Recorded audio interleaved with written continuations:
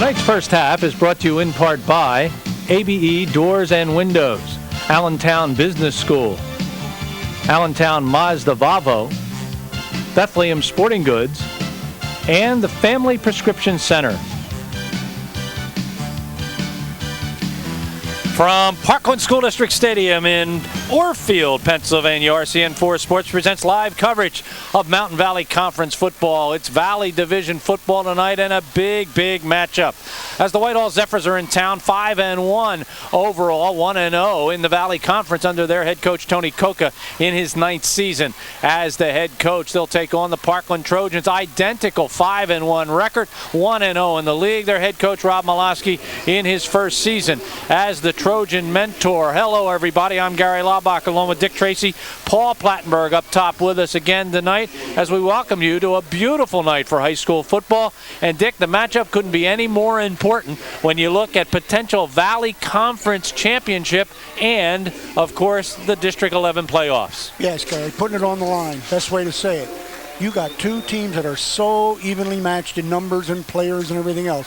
I mean, both 5 consecutive wins, both with practically the same offensive, defensive differences between them. Speed of Parkland versus the aggression defensively of Whitehall. A great football night, and just all the elements are there. And it's a great rivalry, as Tony Coca said today in the morning call. Andre Williams' column, they're just one cornfield away. Used to be 2, but they're building some houses in Parkland and Whitehall. So now one cornfield away. These two teams love to play each other. It's a special week anytime they get together. And as Dick said, they match up very well. You've got Preston Swackert at tailback for Whitehall, and you've got Nick Pinchek at tailback for Parkland. Pinchek about 70% of their offense, and Preston Swackert not much further away. He's got 592 yards, Pinchek with 800 yards, and Dick, a couple of quarterbacks who are becoming more and more important as the weeks progress. Yeah, and juniors. You always like to start with that part. But yeah, they are progression. You had Collins 2 touchdown passes against Northampton last week, and what did he throw? 15 yards between them, so he utilized the yards after the catch. Wagner coming off great strong game. Almost like when you need him, he's there to throw. When you need him to hand off, he does that well. And Pinchek's coming off a 100-yard rushing game and a 100-yard receiving game last week against Northampton. Let's take a look at the officials before we kick the ball off tonight. Our referee is Glenn Rissmiller. The umpire is Rick Munshine. The head linesman is Mike Engelstein. The line judge is Fran Felchuk. And the back judge is Jim Kopora. As we said, it's in the 70s tonight. A good crowd on hand. It is homecoming here at Parkland School District Stadium, and it is just a great night for a great football game, and that's what we do indeed expect to have. Kicking off will be Nate Stroll, number 99 for Whitehall. Deep to receive for Parkland is Ryan Zimmerman and Nick Pinchek, and it'll be in the end zone. No, it will not. The ball never crossed the goal line, and Pinchek comes out, and he could indeed go. If he gets by 1, he can't get by the 1. As coming up to make the tackle was the guy who kicked the ball off, Nate Stroll, and if Pinchek beats him, he's got himself a 99.9-yard touchdown. Pinchek shows the speed already with a great return. Whitehall with the safety man back, really, on the kickoff formation, and that was Stroll. He's able to pull him down the open field. What a start for Parkland. So 1st and 10 for Parkland from their own 38-yard line. At quarterback will be Michael Collins. He's 31 for 76, a couple of interceptions, 5 touchdowns, 529 yards, 47% completion rate. And we already have a whistle, and it looks like we've got a problem already, as maybe Keith Baltzer, who's starting his first game at tight end for Parkland tonight in place of Jason Jones, may have been the guy responsible for the 5-yard penalty against the Trojans. And Jones will be missed. Done a good offensive job blocking and receiving for the Trojans. So it brings the ball back to the 33-yard line, and Parkland will be looking at a 1st and 15. Last week, Dick, on their first offensive play from scrimmage, they threw an interception, and Northampton went in to score a touchdown, their only touchdown of the ball game. Collins gives the ball to Pinchek. He got banged in the backfield, as coming in to make the initial stick was Jeff Thomas, and Thomas is going to get credit for the tackle, the defensive tackle, 6'1", 255, and a senior. Dick, the offensive backfield. We mentioned a couple of them already. Michael Collins, only a junior at the quarterback. Nick Pinchek, you saw him there. You'll see a lot more of him. Jason Beck, a true hard-nosed, gut-running fullback. The flankers, Smolinski, 89. Kenyatta Carter, we saw his speed last week. touchdown catch, number 1, and Keith Balster, the new tight end, number 81. Gallagher and Zimmerman will come out wide to the left side. They'll run out of the eye. They'll give it to Pinchek again. And Pinchek is going to get stopped at about the 32-yard line. He's going to lose a yard on the play. So the Whitehall Zephyrs, Troy Troxel, along with number 19, John Loudon, came in to stuff that play. And Dick, as we look at the offensive line for Parkland. The forward 5 for the Trojan. Left tackle Chris Psarski, 72. Left guard Jesse Pizzuto, he's back, 63. Center Kyle Palmer, 50. And the right side is Robert Eck, 73. And Sean McKenna, 66. Tony Coca told us that Pinchek is most of their offense. He was going to try to stop Nick tonight if possible. Pinchek in motion will get the ball, so they're not willing to risk it on a 3rd and 16, and Pinchek's going to pick up the first down. So he runs out of a wide set, and he gets the ball all the way up to the Whitehall 43-yard line. That's a gain of 25 yards and a first down before Preston Swackert is able to run him down. And this is what Tony feared the most, Gary. What do you say, 85% of the offense? They put him in motion. It's a wide motion. It's simple handoff, that all it is. Look at Beck out front again. Ping. And there's the outside. First 2 times, Whitehall did so well, containing. Here the containment broke down. Pinchek got outside. And on a definite pass, they go to the other threat, being Pinchek. Probably had a little trouble finding him, Dick, in that set. And that with good blocking, and you said it, led by Jason Beck, the big fullback. 6'2", 224, and a senior. And again, we're going to have Parkland start on a first down, 1st and 15, as they get their 2nd procedure penalty of the ball game. Interesting to note, Ryan Zimmerman, one of the deep backs, used Pinchek wide that time. Let's see the first down call. Look at Pinchek's out wide right again, Gary. Kyle Palmer out over the center. He's not big, but he's tough, 191 pounds. Eck goes 226, Pizzuto 206. Pizzuto back after missing a couple of weeks with a concussion. Inside handoff to Beck, and Beck barrels forward. He'll get down inside the 45, down to about the 44, as Tareen Barker is there to make the tackle. Barker, good-sized kid, too, 6'1", 220, and a senior. Beyond the line for Whitehall defensively, John Loudon, we mentioned him. 19, a linebacker. The other linebackers, Eric Riley, Tyler Henninger, very active this year. Tareen Barker, you heard Gary talk about him. Cornerbacks, Evers and Swackert, and safety is Jimmy Green. Pickup of about 5 yards, maybe a little less than that, so he got the penalty back. We'll give him 4 and call it 2nd and 11. Handoff goes to Pinchek, gets met at the line of scrimmage, manages to fall forward to about the 41-yard line before he gets tackled on the play by Jeff Thomas from his defensive tackle spot. Dick? Whitehall's 4-man front. The ends, Eric Hess, Travis Olish, 6 and 56. The tackles, Jeff Bubba Thomas, 55. Andy Gusick, number 53. Pinchek picks up 3, 4 carries, 27 yards to start the ball game. The ball at the 40-yard line, and it's another big 3rd down and long, 3rd and 7. Facing Michael Collins. They'll split the backfield this time. And they'll give the ball on an inside handoff to Pinchek, and he's not going anywhere, as Whitehall really stuffed that play. As coming up to make the hit for Whitehall was 53 Gusick and 55 Thomas. The only running success, other than Beck's little trap up the middle, was the wide pitch. Whitehall's been able to contain, Gary, and as long as they contain, you saw what happened the one time they didn't. Loss of 2 on the play, and Parkland is forced to punt. And the Parkland punter is Adam Donchez, and the ball back to the 42-yard line. Donchez gets it away. It's long. Looks like it's headed for the end zone. It will indeed go in the end zone. A 42-yard punt for Adam Donchez, and Whitehall will get the ball for the first time in the football game on offense from their own 20-yard line. Remember that offensive set with Pinchek wide and in motion. First time 25 yards, second time good decoy, and Beck trapped up the middle. Tony went out and bought new uniforms this year, and he got the Georgia Tech style. What he didn't do was ask announcers whether they like them, as gold numbers are unbelievably difficult to pick up. The ball on the 20-yard line, 1st and 10. They'll run out of the eye. What we do know, of course, is that Barker is the up man and Swackert is the deep. Wagner is at quarterback, and Swackert has the football. And, Dick, their offense is pretty simple. You just follow Barker wherever he goes. That's it. You talk about down in the dirt offense, you'll see it here. And these are the guys performing behind the Zephyr forward wall. Quarterback Brad Wagner, 10. Tailback Swackert, fullback Barker, 24-44. 2 wide receivers, Nick Hudak having a great year. Jim Green, a great year. And Eric Hess is the tight end, number 6. Swackert picks up 4, brings up a 2nd and 6. The ball on the 24-yard line.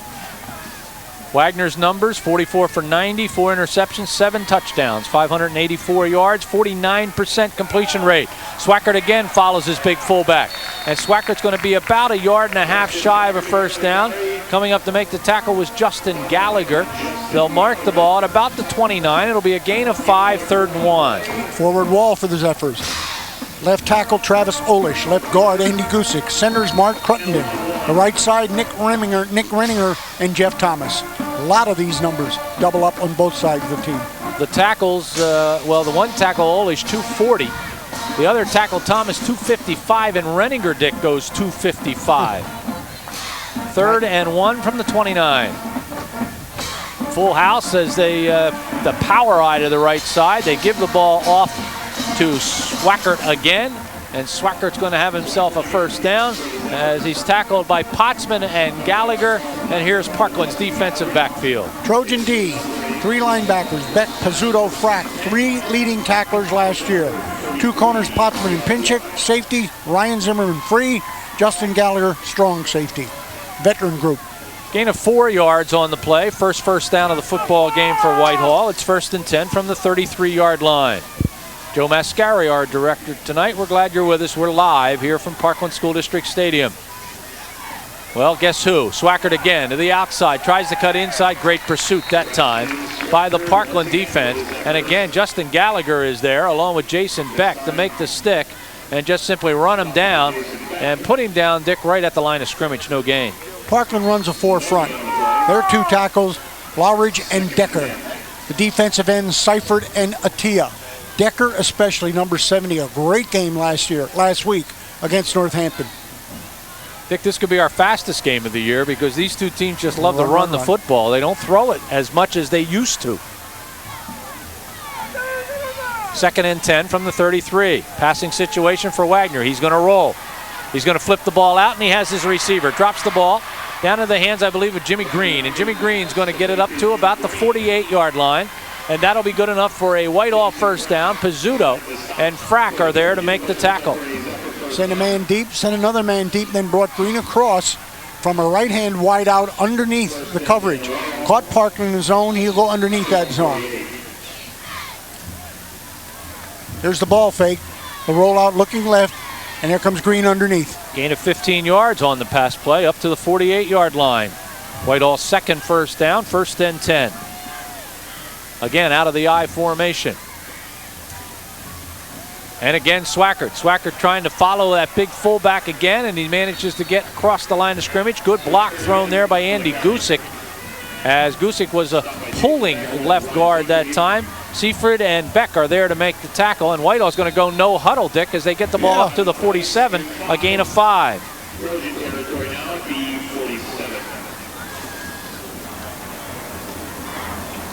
Swackert again, and he'll get to the 45, and that's about all. He'll get a couple of yards on the play, and Whitehall will be looking at a 3rd and about 3, tackled by Adam Attia. Attia, of course, the young sophomore, 5'10", 197. Outstanding defensive end, really tough kid, a gain of 2. Gary, you already see the difference we talked about between the tailbacks. You got Swackert more or less goes up there, stays tackle to tackle, finds people, and Barker to knock people down for him. Whereas Pinchik, you'll see him veering to the outside and utilizing his speed. Marinkovitz out wide to the right side. Jimmy Green in the slot. Back to throw. Wagner looking, firing, and has his man. Great pass as he drops it, but it's fumbled. And that fumble, it will be recovered by Parkland at the 45-yard line. So our first turnover, Jason Frack is the young man who comes up with a fumble recovery. Jason Frack, 67 tackles last year from a linebacking spot. Here's the completion. Just a short turn, does protect the ball well with the body. And there's Frack dragging it loose. Boy, that has been on the increase. Take the ball away. Trojans did. Nick Hudak was the young man who caught the ball and then fumbled it away, so they'll get credit for the pass completion, which would be a gain of about 5 yards on the play. And then they fumble the ball away and recovered by Jason Frack. Pinchek carries the ball for Parkland. That time he simply followed back. Play meant to go off tackle offensively, held to about 1.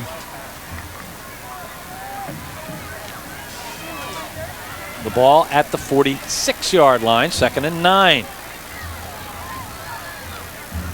So Pinchek, Dick, on 4 plays has gained a yard or less.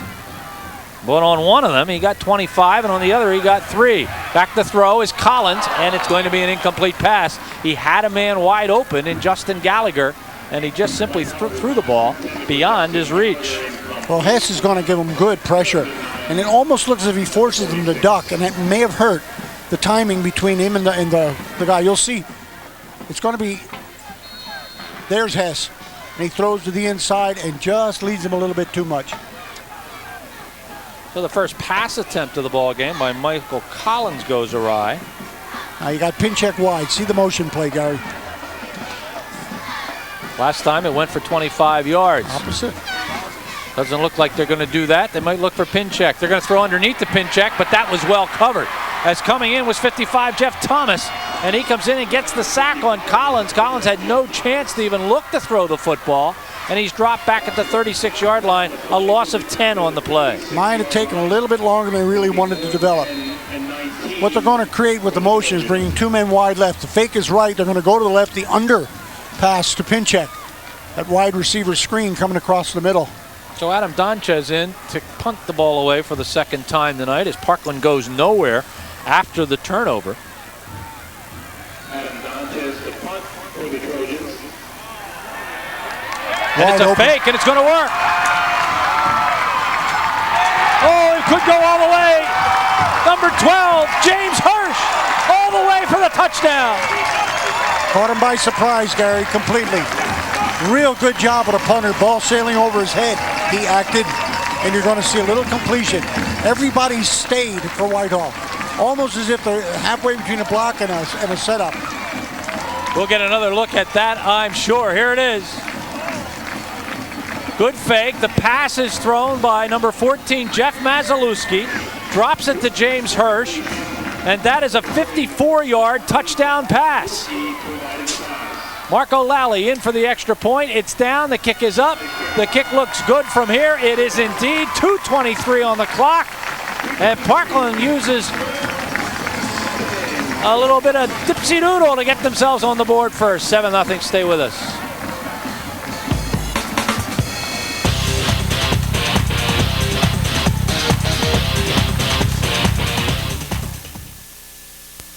Online ordering, departmental packaging, desktop delivery, summarized billing.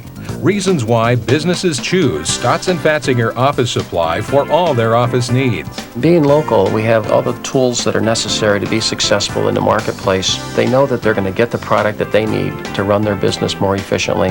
Let Stotts & Fatzinger develop a program to suit your specific needs. Stotts & Fatzinger, exceeding expectations.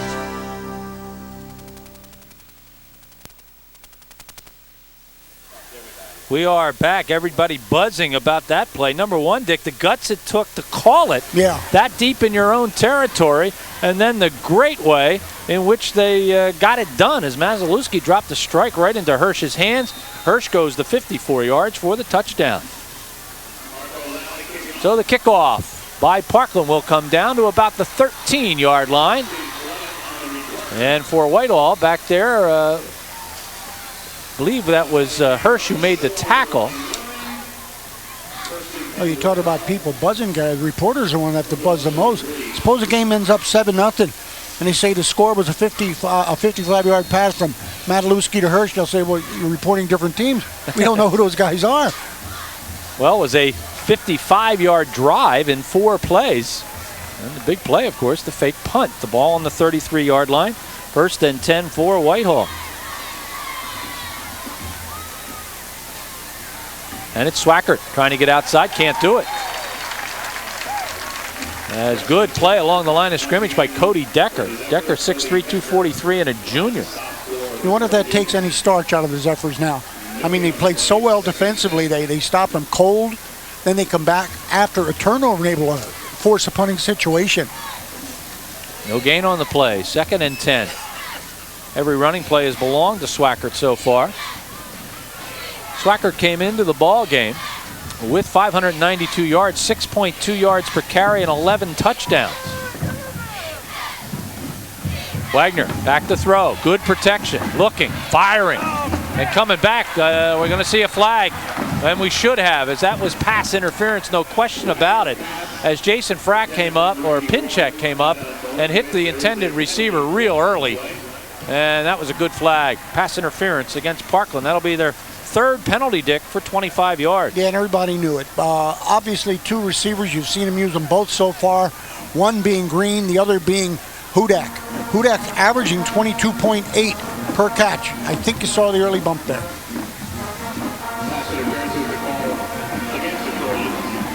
Hirsch, who scored that touchdown, and that's his first touchdown of the year, as he does have a couple of interceptions and a fumble recovery. Mazalewski, of course, that's his first touchdown pass. No, it is not. He's now 3 for 5 with 1 interception and 2 touchdown passes. Dick, Hirsch and Beck are cousins. But guess who their uncle is? Dan Moyer. Dan Moyer. Of course, our buddy over at Copley. We do our baseball, and the assistant baseball coach for Emmaus High School. They're going to go deep. They're going to go for it all, and just over the outstretched hands. And coverage supplied by number 27, Drew Mulhern, or 87 it is, Sean Reed with the coverage. You'll see it here. He's going to run flag. And there's the loft. Let him run under it. Has him beat. Again intended for Hudak. Nick Hudak coming in. He's emerging as an outstanding receiver. We said 22.8, 280 plus yards after his reception tonight. I think it's good to see the replay so we can see who the pass was intended for, because you can't see those numbers when they're flying downfield. 2nd and 10 from the 48. Shotgun. Out of the gun, back to throw Wagner. He's going to throw a screen. It's a deep screen. And drops the ball over, and turning around is Jimmy Green. And Jimmy Green's going to get down to the 40-yard line in Parkland territory and get himself a first down. Sean Reed is there with the tackle. It'll be a gain of 12 and a Whitehall first down. The other big name in the passing offense, leading receiver in the conference. He comes into the game with 23 receptions, 11.8 per, and here 3 touchdowns. What you do, isolate your speed. Let him filter in off that screen defensively, and then look for him to just juke and take a one-on-one move. So Jimmy Green with a couple of catches now for 27 yards, 1st and 10 from the 40-yard line of Parkland. Swackert again trying to cut to the outside and cut up inside. He'll pick up a good 5 yards as the tackle made on the play by Adam Attia along with Jason Frack, and he'll bring up a 2nd and 5. Swackert almost able to cut that one back there against the seam. If the offside lineman go down and hit somebody, he might have been staying around just a little bit as we're winding down there in the first quarter. As we said, it's going to be a quick ball game tonight because they keep the ball on the ground, and this probably will be the last play of the first quarter. A quarter that's taken about 15 minutes to play. Green is out wide to the left side. Hudak wide to the right side. They give it off to Swackert. There's good defense. Number 56, Jason Loftridge, comes up to make the tackle. 6 foot, 197-pound senior will put Swackert down at the 36-yard line, a loss of 1. Semi-delayed draw at that time, Gary, as we conclude the first quarter. First quarter comes to the end. The only score was the fake punt by Parkland. It worked very well for 54 yards. They lead this one by a 7-0 score. Stay with us.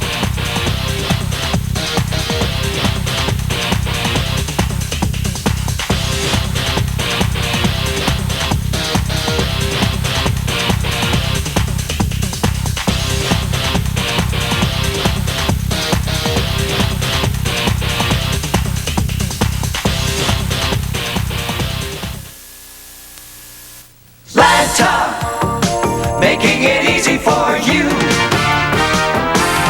Atlanta Metro is important to Sandy and her children. Up at dawn, they use the Metro to get to daycare. Then she reboards for her job in Wilson. As her workday ends, she reverses the trip. Sandy's among many working moms in the Valley for which Lanta is indispensable.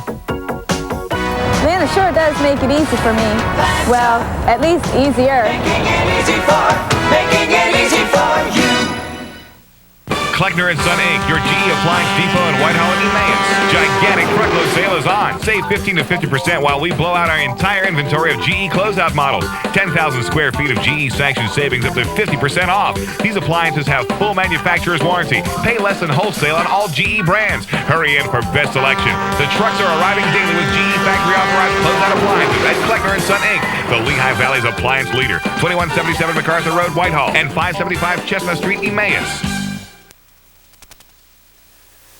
As we come back, you see Whitehall going back into the huddle. Preston Swacker just barreled off his right tackle spot, and he got down to the 22-yard line, a gain of 14 yards on the play, and another Whitehall first down. First down number 5 for the Zephyrs. And Swacker now with 38 yards on the ground. I think that shocked the house, Gary, almost as much as that fourth down pass. Nobody expected a dive, and that's all it was. 3rd and 6, and he got big yardage. Maybe we'll get another look at that play in a moment. Back to throw the ball, and looking is Wagner, lofting and Wagner. Hudak touchdown. That looked easy as they thought he was going inside. He cut it to the outside, and a 22-yard touchdown pass from Brad Wagner. For Wagner, his 8th of the season. For Hudak, his 4th touchdown catch of the year. Tony Coca was raving about his ability to catch the ball.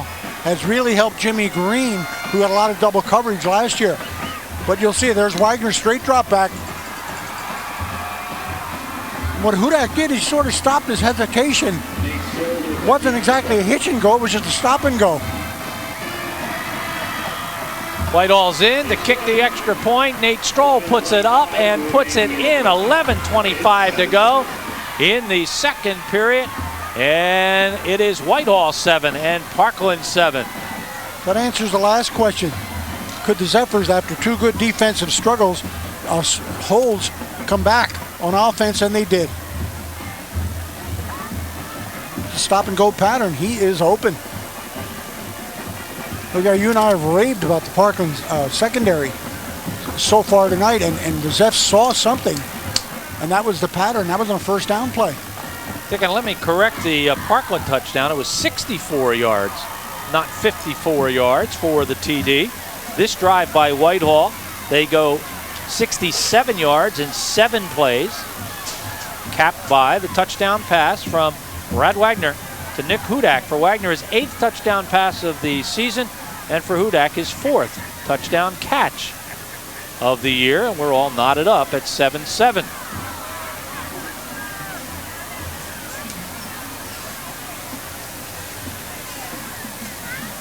Two great both calls. Green and Hudak, who are both outstanding receivers, both have 2 catches for 27 yards. 2 good calls, Gary. Again, I think the feature of the early part of the game, that 4th down play was just a beautiful call. And he didn't catch him in a rush or anything, almost caught him holding still. And, was Hirsch open. Paulie Plattenberg could have completed that. Well, maybe.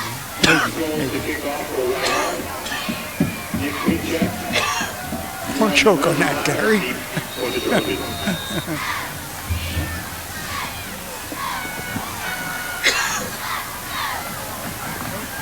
That's good kickoff. Made him reach. Good coverage.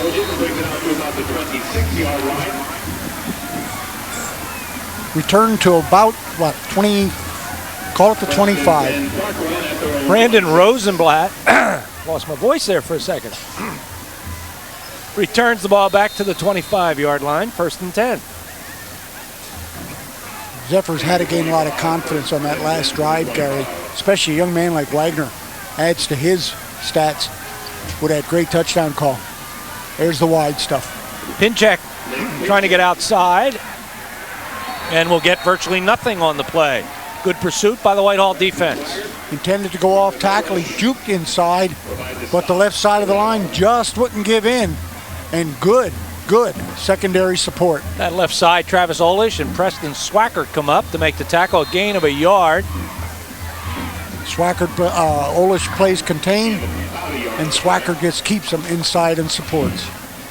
Jeff Thomas, Dick, is on the sidelines. Don't know what the problem is over there, but he's not in there right now for the Whitehall defense. 2nd and 9. 255 pounds of two-way man.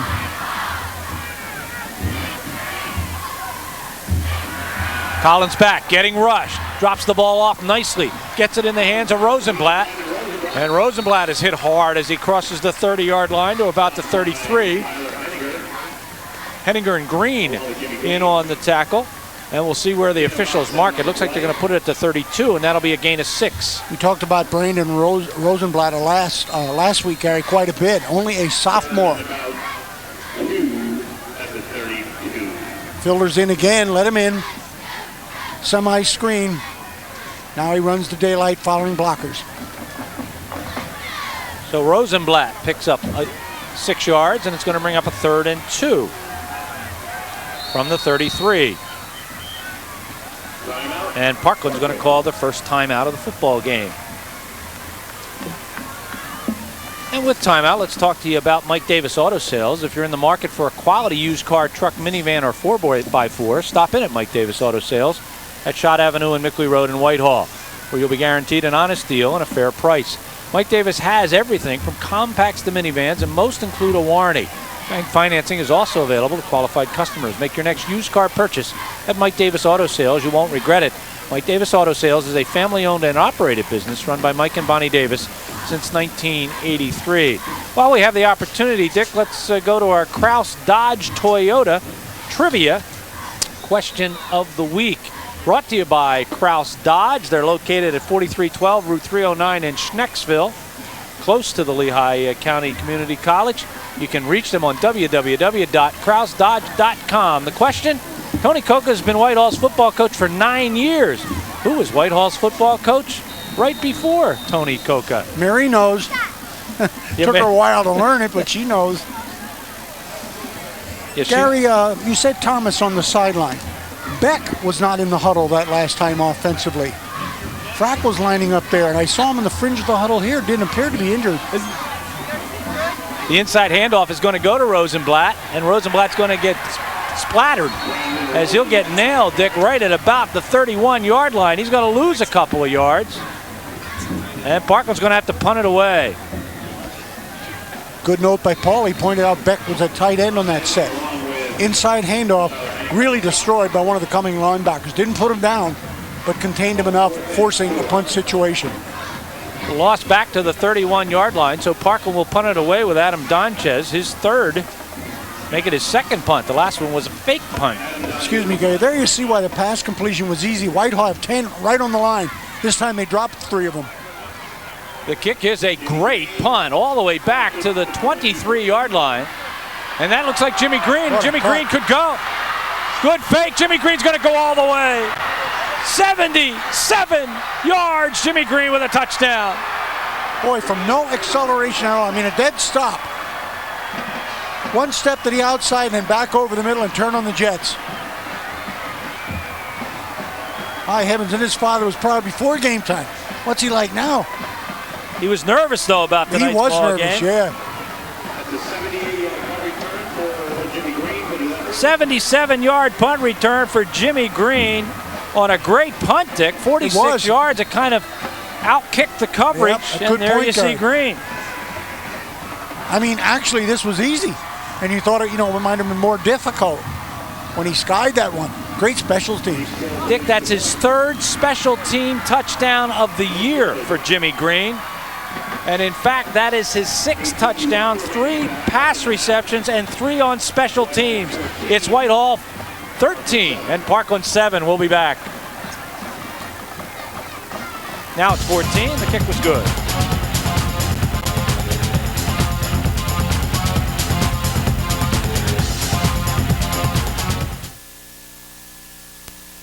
Catch the best doggy in town at Willie Joe's. Whether it's steak sandwiches, hamburgers, or our world-famous chili dogs, try for yourself what everyone is raving about. We've been an Allentown tradition since 1945 with our original store at 15th and Liberty Streets, or try our store on Lehigh Street, just off of Route 309 next to Redner's, where you can also enjoy the best steamed clams in town or an ice-cold drink. Stop by Willie Joe's today. We're not just another fast food place, we're great food fast. Dick, isn't it ironic that 2 teams that specialize in running the football, nobody has a running touchdown? We have a pass for a touchdown. We have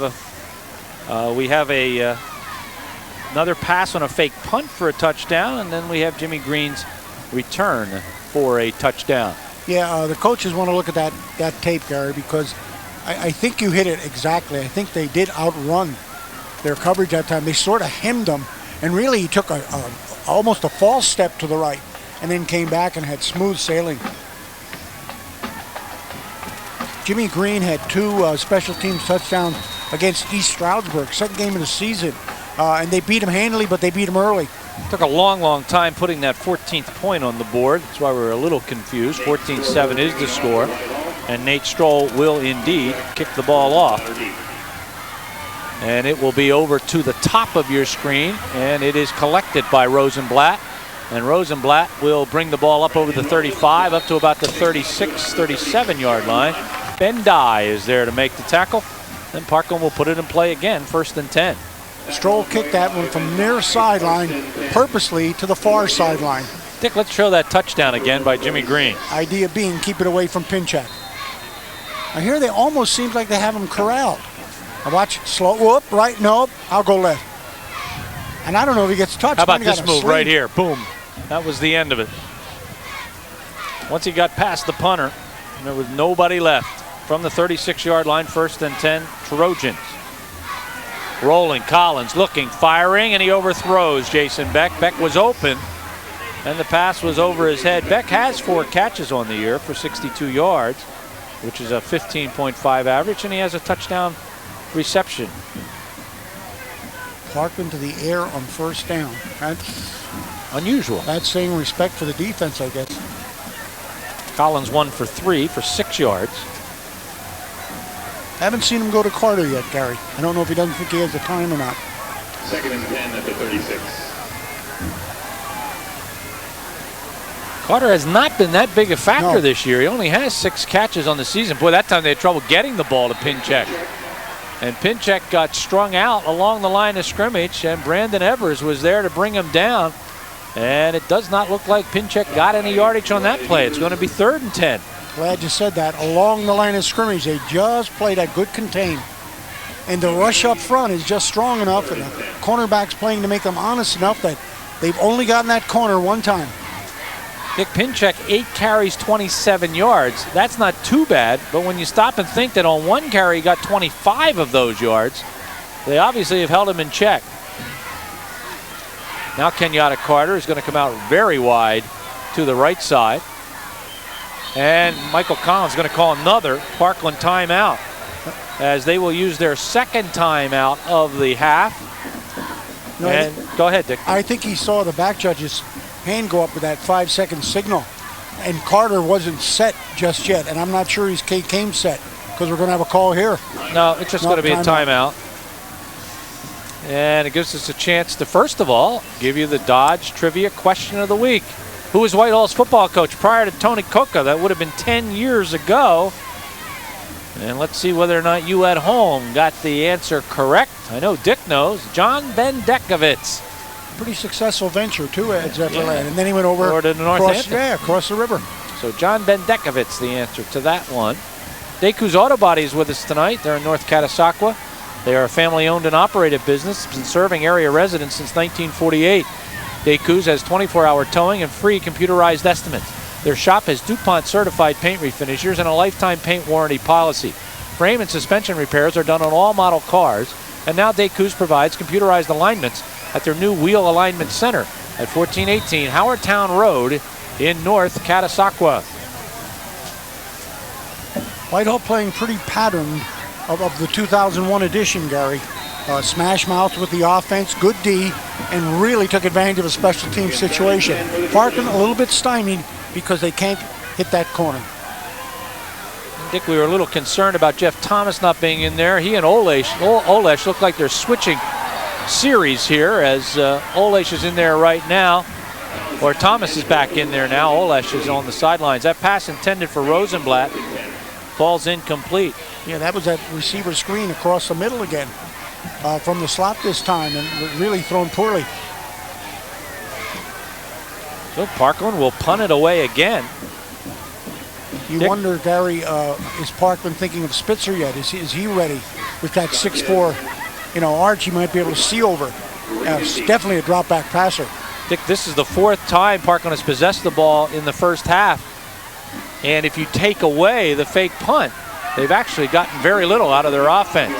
From the 25-yard line, here's a penalty flag, so this one's going to come back as Green took it at the 25, a 39-yard punt. He got tackled on the play by Atia, but it's all coming back as we probably have an illegal block thrown here by Whitehall. Again, almost from a standing start. Good discipline there. Usually a guy getting that punt return just wants to take off and zip, show the speed. He lets it set up a little bit, but it's going to cost the Zephyrs this time. It's going to be an illegal block, and the penalty will be enforced from the 35-yard line. And let's take another look, Dick, at the run back. Getting him high. Look at that good containment. Zimmerman won't let him get outside. Now the juke. Oh, there it was. You saw it. 7:38 on the clock as the 10-yard penalty takes it back to the 26-yard line, where Whitehall will put it in play, 1st and 10. And again, out of the I formation. Wagner gives it to Swacker. Swacker puts his head down. Got hit right at the line of scrimmage by Ryan Seaford. Seaford had a real outstanding defensive end. We've called his name a whole bunch of times in Parkland games this year. 6'4", 204, and a senior. And they'll move the chain 2 yards, and it'll be 2nd and 8. Yeah, Ryan Seifert is playing the kind of D area where you really don't notice some of the deep penetration. He's just playing very steady end and a lot of containment.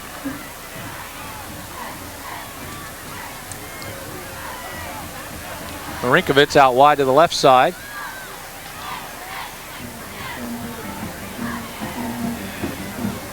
Rolling Wagner. Looking Wagner. Now he's going to try to tuck it under. He's not going anywhere because Adam Atia corrals him and knocks him down right at the line of scrimmage. There'll be no gain on the play.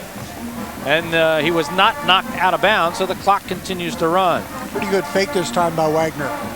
Frees the defense, but not Atia. Atia shows his speed here. Wagner thinks he might have the corner. There's the rollout. There's the pursuit. Pretty good speed, defensive end.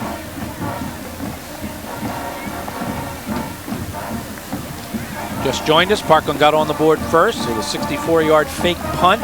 Mazalewski to Hirsch for the touchdown. Lally extra point. Whitehall came right back. A Brad Wagner to Nick Hudak 22-yard pass play. Stroll with the extra point. Made it 7-7. And then Jimmy Green went 77 yards on a punt return to give Whitehall the 14-7 lead. That pass in vacant territory. And we do have a penalty flag down. It's going to be against Whitehall. And this penalty will indeed be declined, and the Zephyrs will have to punt. Yeah, Rob Malosky already declining on the sideline. Broken pattern there, Gary.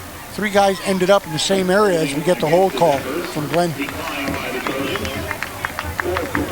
So Whitehall will punt it away, something they have not done tonight. Their punter is Nate Stroll.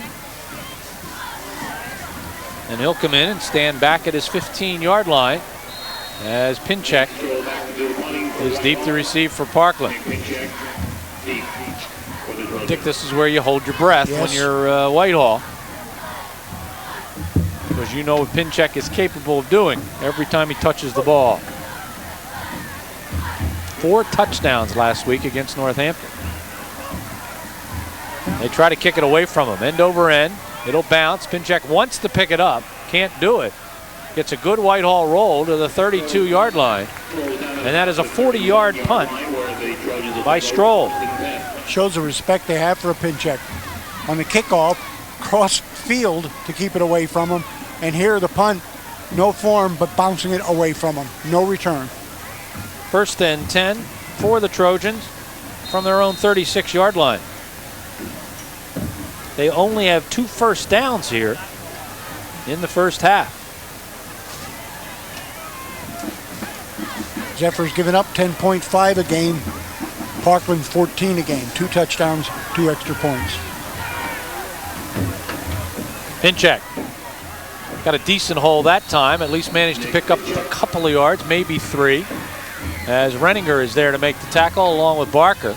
And the officials will mark it at the 33-yard line. And that'll be a gain of 2, 2nd and 8. Inside handoff that time. think the Trojans are coming with 3 wide this time. Nope. Of course, if you're watching Parkland for the first time, Austin Scott out for the season with a knee injury. Wow, big stick on Collins. He got smacked that time by Barker and Eric Hess. And good to see Michael get up after that hit. There'll be a loss of 3. Good block on the line of a pursuant Zephyr by number 72, Chris Sarsky, but the Zephyr teammates picked him up and just hemmed him.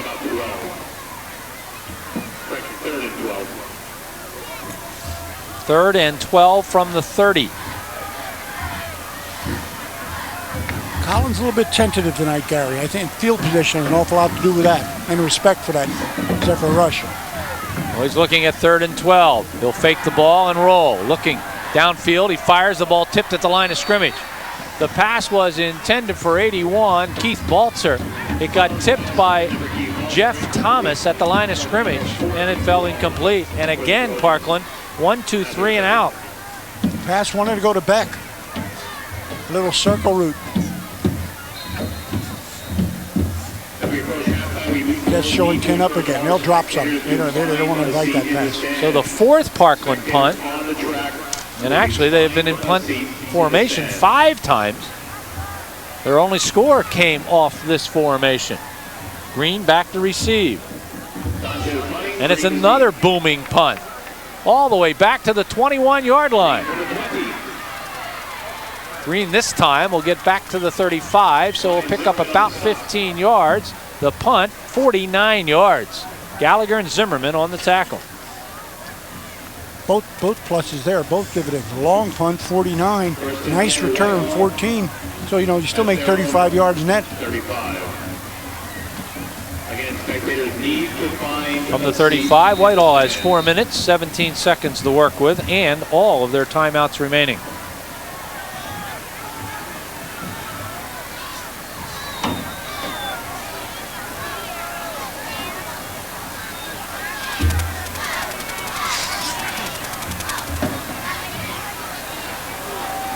This time they give it to the fullback for the first time tonight, Torrin Barker. And Barker maybe got a yard or 2. Tackled on the play by Gallagher. Let's give him 2 yards and call it 2nd and 8. Barker's numbers, Dick, 210 yards on the season, 10 yards per carry. So he doesn't get it very often, but takes pretty good use of it. Yeah, those are Beddick and Beck's numbers, huh? Yeah. Gary, he was a down lineman last year. 240, 250, something like that, and trimmed down. They put him at fullback and linebacker. Having an awful lot of fun playing football. Dick, he's a down lineman this year. He just happens to be 3 yards off the line of scrimmage.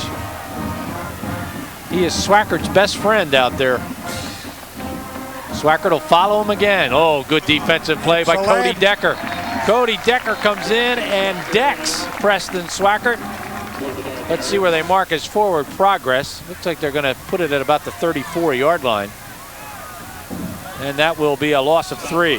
Decker had a great game last week against the kids, both ways, offensively and defensively. And boy, he comes up to shine on this one. Good hold off the block and then the penetration. 243-pound junior. Defenses tonight obviously talked about Swackert and Pinchek all week. Swackert 37 yards on 12 carries. Pinchek 29 yards on 9 carries.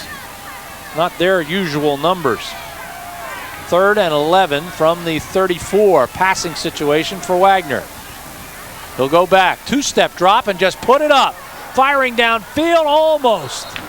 Caught up to by, it looks like, Marinkovitz. And coverage by Sean Reed. Fade pattern. Simply loft it and go. Get him out there one-on-one as the coverage. Get a good shot of Wagner. Barks the signals, comes back, 3-step drop, goes for the speed, a little bit to the outside. So the defenses have certainly come to the forefront here in the second period. Dick, we have not had a first down in the second period. The punt by Stroll, dropped to Pinchek at the 28-yard line. And Pinchek will get it back to about the 32-yard line, make it the 37. And it is a 44-yard punt. Piranati in on the tackle. That's a good job with Piranati. came straight down, and Pinchek, of course, with his ability to swerve and cut, stayed with it. With the first man down on coverage, able to contain. I think I just amazed myself when I looked at the chart here. Not a first down by either team in this quarter. Here comes Pinchek. And he's not going to get much. He'll get maybe a couple of yards at best, as he's tackled by Swackert and Barker. The old playground play, Gary. Put 3 right, trips right, and then simply run at him with your best running back. Couldn't get him outside again. Gain of 2. Power side of the formation. Swackert contains, support from the inside. 2nd and 8, inside at 2 minutes. Parkland has 1 timeout remaining. Same thing left this time. Oh, what a stick. As coming in from across the line of scrimmage is Eric Hess, and he just put a lick on Pinchek. Nick spun off of it and just got back, not even to the line of scrimmage. He lost a yard, and Jimmy Green put him down. What he did, Gary, is he simply read the formation. You have the 3 power set this time left, and all they're going to do is follow him. Well, they just about get the ball handed off. Hess doesn't let it develop. He's back there to meet him. So it brings up 3rd and about 9.5 to go for a first down. Passing situation again for Collins. He's only 1 for 5. Oh, Mazalewski firing. He's got a man in Carter. Kenyatta Carter has the ball from Mazalewski. And Kenyatta Carter all the way down to the 15-yard line, a 47-yard pass play.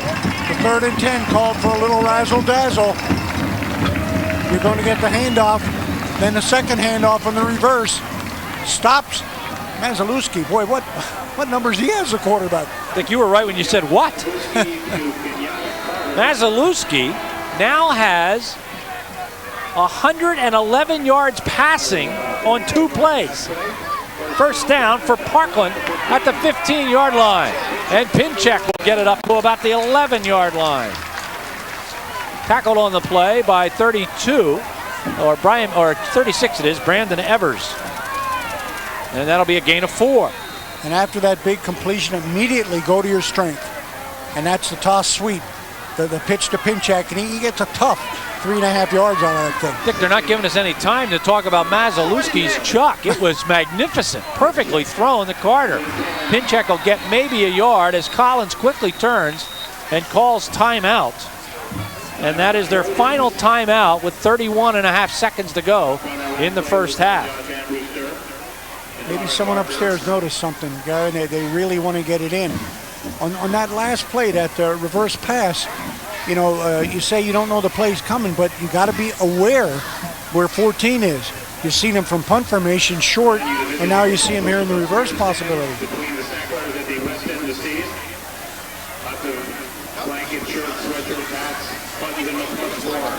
Boy, it's a good drive for the Trojans. 3rd and 5. I think they certainly have taken full advantage of their special plays in their playbook tonight. Certainly have. One to go ahead and the second one here to get even. And both of them have centered around, as Dick said, Mazalewski, as he took a short snap on the punt and threw the ball for a touchdown, 64 yards to James Hirsch. And here he's out wide and takes the pass and throws it downfield to Carter for 47 yards. See, now with the clock, it's 14. Mazalewski is in the lineup. And he's going to come out wide to the right side. So Carter and Mazalewski will be out wide right. In the slot they want. Roski telling him, what in the slot? 3rd and 5 from the 10. Faking the ball, looking, firing Collins, and it's caught. Right by. And that's a gain of 9 yards. What's he going to do at halftime? Hand out pom-poms? Boy, this end of the ball, that end of the ball.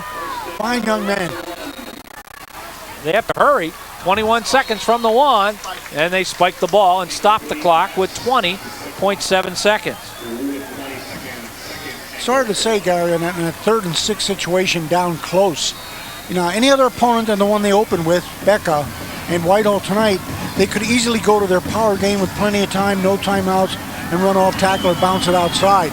But here, in respect for the defense, They go to something else. Maslewski slot, ran a little square pattern to the outside, caught it on the goal line nearly. That's unbalanced. It's Pinchek. He's in for the touch. Well, nobody put their hands up, so they're not going to give him the TD. They better hurry. The clock is running. They've got to hurry. The clock is running. 9 seconds to go. They have no timeouts left. Got to spike 5 seconds to go. They may not get. They're not going to get this off, Dick. They are not going to get this off. And Robbie Miloski is livid. He is livid. He is screaming at Glenn Rissmiller. Robbie Miloski kicks the football, and he is absolutely livid as the drive is stopped at the 1 foot line. I'm sure we'll give you another look at that last play. Oh my, what a finish to this first half, and every Parkland coach is out there on the field screaming. And I hope we get another look at the last play. Robbie Miloski is absolutely livid right now as he heads back to his locker room. Got to get those coaches out of there. We want to go back and rewind that last rushing play by Pinchek. And the Parkland fans are letting out with the boos. Here we go, right from ground level. This is the level we want to see, guys. Well, it's crowded. Boy, from that angle, looks like he's in. You know, from up here, we thought he was in. I thought he was in from up here. Maybe we can show that to you again from a couple of different angles, but from that angle right there, it sure looked like Nick Pinchek had crossed the line of scrimmage. But Dick, watching the officials, nobody even came close to putting their hands up. No, you went in and got the foot mark immediately. So the whole half reflects back on a couple of Parkland timeouts caused by some confusion at the line of scrimmage. We're going to show it to you again. And remember, all you have to do is cross the plane. Boy, from that angle, that's the angle we had. That's a touchdown. Wow. I'm going to see afterwards, Gary. Maybe we'll get another look at it, too, from that. And then, Dick, you see the clock. They're going to say that Whitehall kicked the ball here. Look at the clock there. You see that there's just no way. All kinds of confusion. And they're not going to get another opportunity. And an ecstatic Whitehall defense and a livid Parkland coaching staff. Let's show it maybe one more time from the end zone this time. A totally different angle. There's Pinchek. I don't know. From that angle, you can't tell at all. The best angle was the one down at ground level. And Joey, maybe we can rack that one up one more time before we get out of here. And it's all a moot point anyway because the officials never put their hands up and never called a touchdown.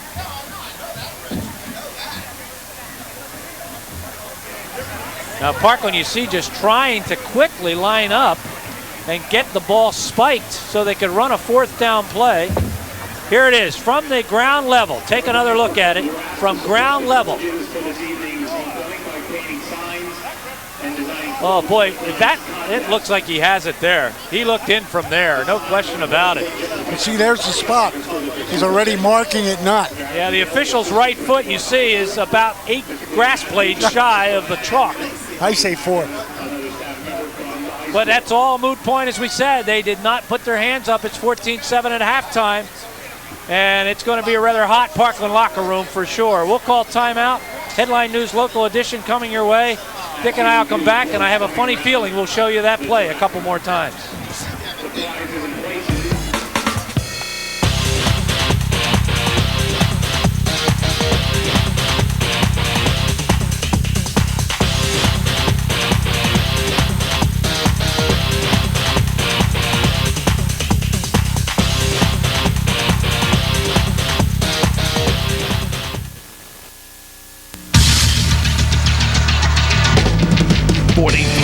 high-performance engines, 774 quarts of oil, 1,032 burning tires, 5,160 gallons of fuel, all wreaking havoc on one filter. Wix Filters. Bring it on. Captures 45% more dirt and lasts 30% longer than the leading national brand. Wix Filters for NASCAR and your car. Pumpkin, what are you doing here at ABE Car Care Center? Well, every year on my birthday, I bring my vehicle here for a checkup. Well, happy birthday. Hey, they do a good job here on tune-ups, brakes, and inspections. They're the best here at ABE Car Care Center. Yes, they are. They know their stuff, and they give me a free donut. Ah, you're a fussnut. How old are you? Well, I don't lie about my age. I just don't talk about it. But just remember, you're not old until the candles cost more than the cake, you dumb bunny. That's ABE Car Care Centers. Looking for a way to fire up your future? Burning with a desire for a better life? Then call Allentown Business School now and learn why the hot careers start here. In 18 months or less, Allentown Business School can help prepare you for a hot new career in business. Working as an office manager in advertising, human resources, accounting, travel, or as a customer service rep. You can even earn a business degree at night. Call Allentown Business School now and fire up your future. Allentown Business School. Hot careers start here. We don't think anyone's ride should be boxy. That's why at Key Pontiac we make it exciting. Key Pontiac is on the move and shaking up the Lehigh Valley with exciting new cars and exciting deals. We've been voted the #1 Pontiac dealer in the Valley and #1 in customer satisfaction in the nation. Surprising comfort and performance is why Pontiac is back in the driver's seat. Don't get closed in. Think outside the box. Come into Key and rediscover driving excitement. Key Pontiac, routes 5, 12, and 22 in Bethlehem. It was my first accident. Fortunately, both of us are okay. I'm not a car expert, but I know there can be damage that's not seen by an adjuster. If it's not fixed, the car just isn't safe. At Pacoda's, they took the time to check every inch of my car, even the things that weren't directly damaged, and they made sure the repairs were done right. Thanks to Pacoda's, I know we'll be safe again. At Pacoda's Hanover Collision Center, we protect you and your investment. Pacoda's Collision Center puts your safety first.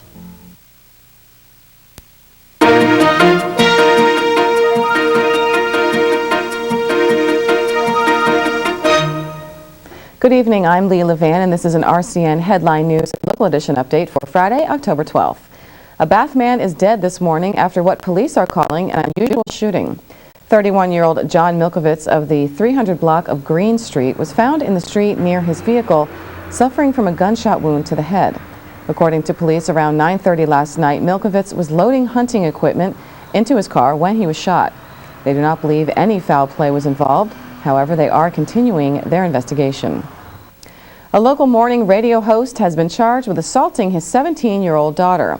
Bobby Gunther Walsh of WAEB Radio in Whitehall is accused of allegedly choking and punching his teenage daughter earlier this week. According to reports, Walsh's daughter, Caitlin, had visible bleeding and physical wounds to her face and neck. Police arrested Walsh at his home Monday and released him on $5,000 unsecured bail. Walsh has been a 16-year veteran on the WAEB AM 790 morning show. 5 employees of a Bethlehem bank fell victim to an armed robber. Thursday, just before 3:00 p.m., a man wearing a mask and wielding a handgun walked into the front door of the Premier Bank on Easton Avenue. There were no customers inside at the time and no one was injured. The man got away with an undisclosed amount of cash. Police have not made any arrests and there are no suspects at this time. A group of neighbors in West Bethlehem are challenging a proposed shopping center in their area. They're calling themselves No Mall, and they're trying to prevent development of the former Durkee spice plant into a commercial center. 1,000 residents signed a petition opposing the zoning change. They say it will only create more traffic around the Nichman Middle School. Many parents are concerned that the added traffic will only make it more dangerous for their children. At 2 o'clock this afternoon, millions of children across the country, including here in the Valley, recited the Pledge of Allegiance in unison. Students from the Cathedral School in Allentown gathered at St. Catherine of Siena's Church to display their patriotism. It was all part of a nationwide effort encouraged by the U.S. Secretary of Education. And President Bush has asked all American children to donate just $1 for the youth of Afghanistan. It's part of a special relief effort to help provide the Afghan children with food and medical help. If your child would like to donate $1, you should send it to the White House at 1600 Pennsylvania Avenue, Northwest Washington, D.C. 20500. Today, students at Northampton Middle School handed in dozens of letters for the firefighters in New York City. It was a project prompted by the need to do something. When we were watching the New York City firefighters and the tragedy of the World Trade Center, we all asked ourselves, what can we do to help? And my husband's a firefighter, and a lot of times he says that a word of thanks goes a long way. So this is just our way of trying to do something to deal with it and to say thank you to all the heroes out there. Northampton Fire Captain Bob Shelley accepted the letters to be mailed to New York City firefighters. On his visit, he also demonstrated how some of the fire equipment is used. And beginning in November, borough students 14 years of age and older will have the opportunity to become more involved by joining a junior firefighters program. As most of you are aware, yesterday marked the 1-month anniversary of the September 11th terrorist attacks. And last night, a local youth group hosted a time for healing.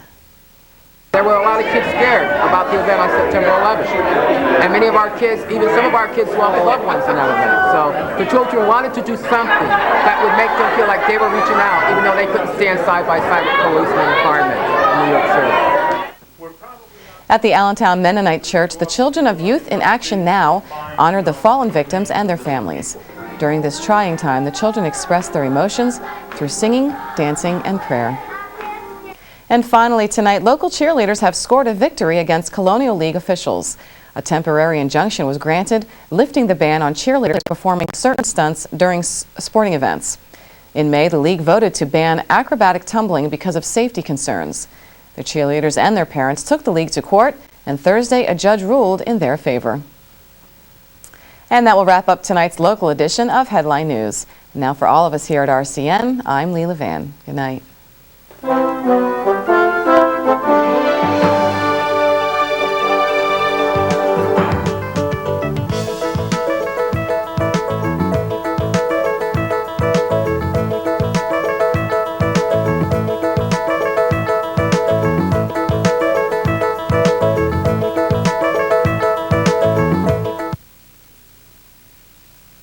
Gracious home-like setting, beautiful natural surroundings, dedication to enriching lives, the security of caring and trusted professionals.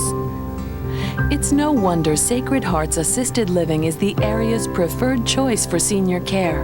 And due to the success of our current facility, we're now expanding. Sacred Heart Assisted Living by the Creek, now accepting applications. Please call for a personal tour. Is the kitchen the center of entertainment or the foyer the first look walking in the front door? What will be your new home's best feature? At Spectrum Homes, we designed a customer-oriented approach to home building which involves working with your ideas to create a home for the way you live. Spectrum Homes offers realistic estimates, top quality features, and attention to detail beyond reproach. And at Spectrum Homes, we feature quality Anderson windows. See for yourself. Visit our model homes at Valley Green, Bellevue Estates, or Walnut Ridge West, or at SpectrumHomes.com.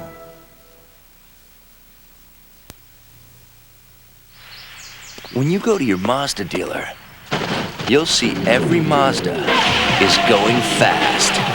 It's the Mazda Make Your Move event.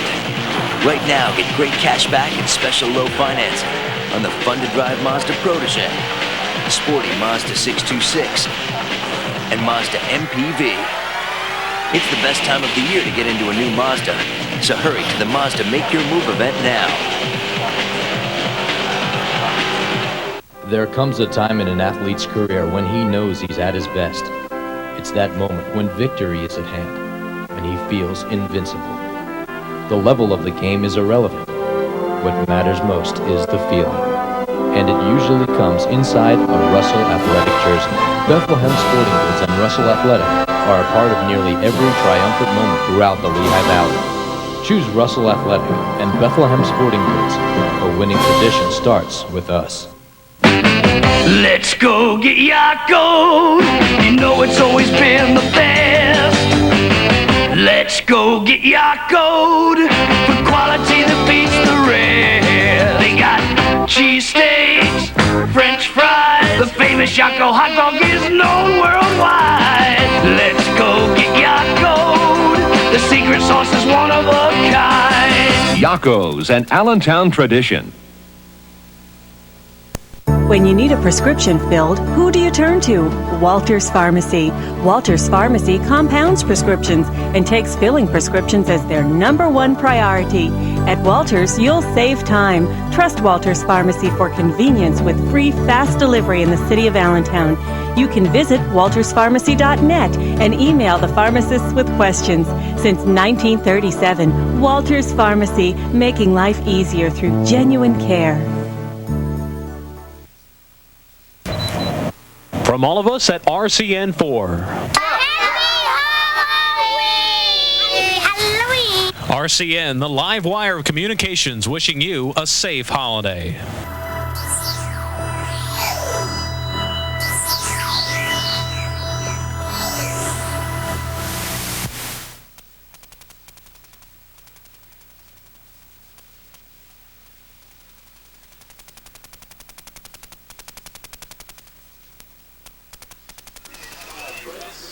Welcome back to Parkland School District Stadium. It is halftime. It is homecoming here tonight as you get a look at the Parkland band out on the field, and a whole bunch of nice cars and attractive young kids driving by in their prom best for homecoming. And Dick and I have had an opportunity to look at this play about 20 times. 23. And I'll tell you, the one angle makes it look like there's no doubt that he's in. Another angle makes it look like maybe he didn't get in. So we're going to show you all the angles. Here's one of them. Yeah, the final tally was 11. There it is. And there, that one makes it look like he's in. In fact, it looks like half his body got across the line. But you see Fran Felchuk come running in, the referee, and put his foot maybe 3 grass blades from the white chalk. And then you see Whitehall maybe accidentally moving that ball backwards, and I think that might have been one of Robbie Molosky's complaints, that they kicked the football. And then you see a happy Whitehall group, and you're going to see a livid Parkland group. Here it is from a different angle. Here you can't tell. You really can't tell, although there you see that line, and boy, if he moved that ball forward at all, then it was a touchdown. But Whitehall immediately saying he didn't get in. Now we're going to show it to you in slow motion. This angle is important because watch where Pinchek gets up. This is the one that makes it look like maybe he did not get in. You'll see his body go down. Now, does his body go down and back? In other words, did he have forward progress? There you see, that's when I was saying, Dick, that I thought about half his body was in. And then as we finish this, you're going to see where he gets up, the ball's not over the goal line. As Parkland's saying they have a touchdown, there you see Pinchek being pushed back. And it's a tough call. The officials are told, Dick, as you know, unless they know for sure, they don't call a touchdown. That's right. That's right. You have that guy running in right away. The thing, the whole what it boils down to, they can't get him untangled. That's the real problem. They could have spiked and had one more down to doing it. Another problem, of course, was the use of 2 timeouts early in this quarter, Dick, when they had a little bit of confusion out there on offense and they were forced to use them rather than take a penalty. So if you had the timeout left, you would have been able to get another playoff. But that one will be controversial for sure, and it'll, depending on the outcome of tonight's ball game, if Parkland goes on to win the ball game, of course, nobody will talk very much about it. If they go on to lose this game, let's say by a touchdown or less, obviously there'll be a big controversy about that play. All right, let's take a look at the halftime numbers. Dick, what you're going to see is, Whitehall had all of their first downs in that first half. Well, with 2 exceptions. They got 2 early first downs in the second period. And then on their last 2 possessions, they had no first downs at all. 3 scores, Gary, and they really boiled down to special teams and special plays. And that's where the offense came from. Whitehall doing its job against the rush, limiting Parkland to 24 yards rushing. That's unheard of. Really cannot believe that. But you get a second-team quarterback to come in and throw for over 100 yards on 2 plays. Yeah, Masalewski is 2 for 2 for 111 yards and a touchdown. Collins, on the other hand, 2 out of 7 for 15 yards. And the big guys, the guys we thought were going to be the story of the game, Nick Pinchek, 13 carries, 35 yards. And Preston Swackert is 12 carries for 37 yards. So obviously they've been held in check by the 2 defenses.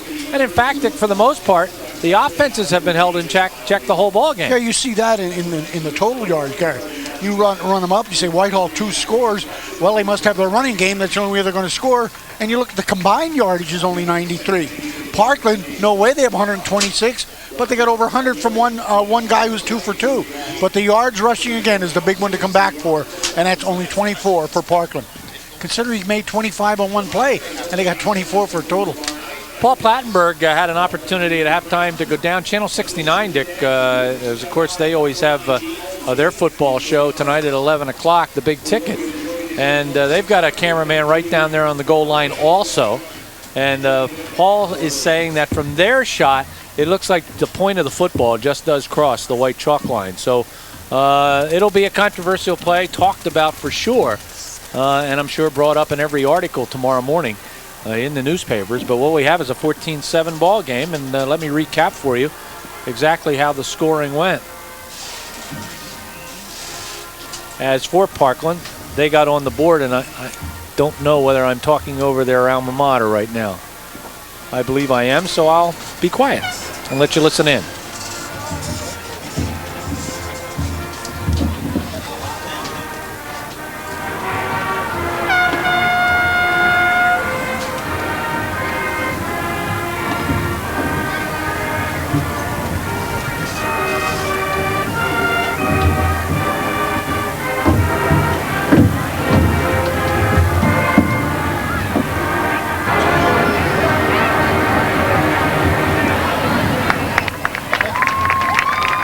When Parkland got the football the second time they had possession tonight, they went 1-2-3 and dropped back into punt formation.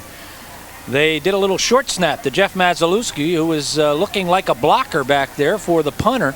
And Mazalewski found James Hirsch downfield, 64 yards. He was wide open. And then, Dick, this is how Whitehall scored. Yeah, this is set up. It's a beautiful punt, Gary. We thought Parkland might have outrun the coverage. Took so long coming down. There's the fake to the right and now the left. And really, Jim Green has a free ticket from this point on. Got a couple of great blocks there, and here's the move. Boom, boom. And that was all she wrote as Jimmy Green went 77 yards. That had followed the Brad Wagner to Nick Hudak pass play of 22 yards that tied the game up at 7-7. That play right there made it 14-7, and then the controversial end to the first half. We will be back with second half action. It's 14-7 Whitehall. Second half should be very interesting. Stay with us.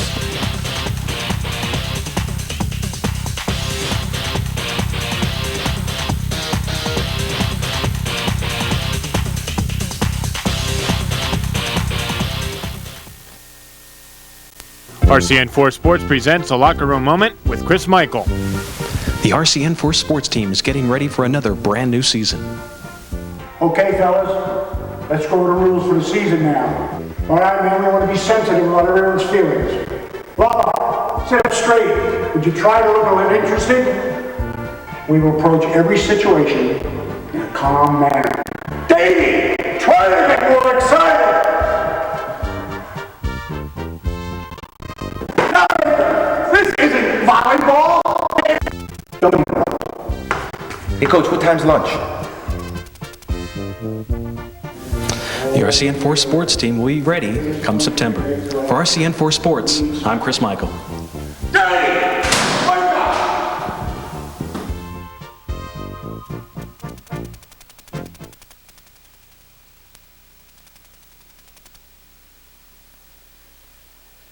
Welcome back. The Parkland band working their way off the field. The Whitehall football team getting ready to come on to the field for the second half. And I think we can't stress how important this ball game is to these two teams, because it would appear at the moment that Becca High is going to get into the playoffs. You would think. Even a loss tomorrow, they may very well make it to districts. Nazareth is going to get in for sure. And it looks like only one of these two teams is going to get in. And the loser here tonight has to take on, well, both these teams have to play Easton yet. And again, you can't assume, I don't think, that the Red Rovers are going to beat both of these teams. But if they would do that, obviously Easton would be the #1 seed. Nazareth would be probably 2. And then one of these two teams would be 3 or 4. But only one of the two. So therefore, this game tonight is critical if indeed Easton would beat both of them. Yeah, you have Whitehall taking on Easton in 2 weeks from tonight, and then in Parkland, the following week. So Easton there back-to-back, with 2 possible losses. So Nazareth, who has the best part of the schedule coming up for them, really, looks like a pretty good lock on the District 11 one spot. And as you said, Becca second. So you got 3 good football teams vying for 2 positions. And if you're wondering why Becca would get in with 3 losses and one of these 2 teams would not with 3 losses, it's really based on competition, wins and losses.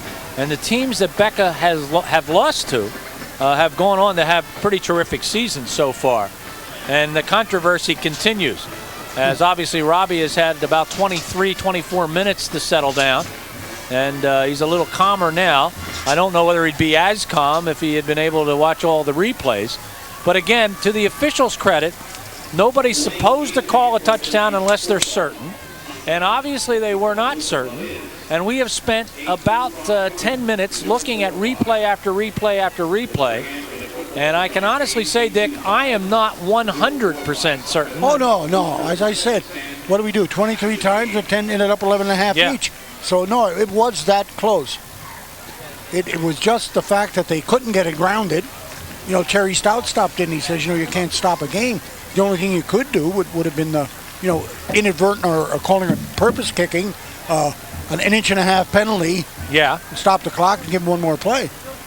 And that would have been basically a delay of game penalty against Whitehall. But again, from our aspect, it didn't appear that there was an intentional kick. And I'm sure Robbie's message in the locker room was basically that, all right, there's one we should have had. If we have a timeout left, we call it and we get into the end zone. We didn't get it. So let's go out and try to show Whitehall we're a better football team. And Tony Coca probably, Dick said a few Hail Marys and... a few one-liners. A few one-liners and said, all right, maybe we got one we shouldn't have gotten, and let's take advantage. Well, he was in rare form pregame again, wasn't he? He's always a great guy to talk to. So's Robbie. I mean, these are 2 terrific coaches, 2 terrific guys, very accommodating. You only have to call them once, Dick, to get starting lineups and to get their stats. And in fact, I always appreciate both Tony and Rob, because if they make some changes or something's happening with their lineups or rosters, they call me, and not all of them do that. Yeah, always willing to talk football, and for the most part, the full truth. He's always going to come at you. I am going to get a little angry at Tony, though, because he picked out these uniforms. Georgia Tech, he blamed it on. Yeah, he blamed it on Georgia Tech, but I don't know the guy at Georgia Tech, so I'm going to call He's a good Tony. Irishman. It will be Parkland kicking off to Whitehall, and Dick, this first possession could be somewhat critical. Yeah, I think that's the big part of the halftime, Barry. What are we going to do on D? Parkland saying, have we stopped the rush good enough, to warrant something else? Or do we want to come with those linebackers a little bit and maybe jar one loose? Zephyr's saying, hey, containment, good inside support, as we did in the first half. So really, the defensive part of it, drop a few notches maybe on special play situation and field awareness and things like that, maybe, some time spent there. But other than that, a pretty hard-hitting, interesting football game. And it's funny how your lesser knowns are coming to the front. Marco Lally is going to kick it off. I see Swackert back there for Whitehall, and I believe Justin Clement back there. Swackert will be at the bottom of your screen. Clement will be at the top. Both standing on the 5-yard line. Here we go. Remember that name, Clement, Gary. He's to the Zephyrs what the sophomore kid is to Parkland. And Swackert with a good run back from the 5-yard line, as he'll get good field position for Whitehall all the way out to about the 40, maybe the 39. Ryan Powell is there to make the tackle. So, Dick, running your normal offense tonight has been tough, but special teams play has been outstanding for both teams. Yeah, Whitehall able to get away with a special return up the middle for the most part, the yardage coming. Green's touchdown, a good example of that. Whereas on the other hand, Parkland still trying to get it to the outside. Wagner comes in 4 for 7 for 54 yards. in the first half. In motion, Jimmy Green. 1st and 10 Whitehall. They'll start with Swackert. And he does get a little forward progress, maybe a yard or two to about the 41 yard, only a yard on the play. And the entire right side of that defense swarmed all over him, led by Jason Beck. Yeah, and that time Beck and company might have been coming a little bit from the linebacker spot.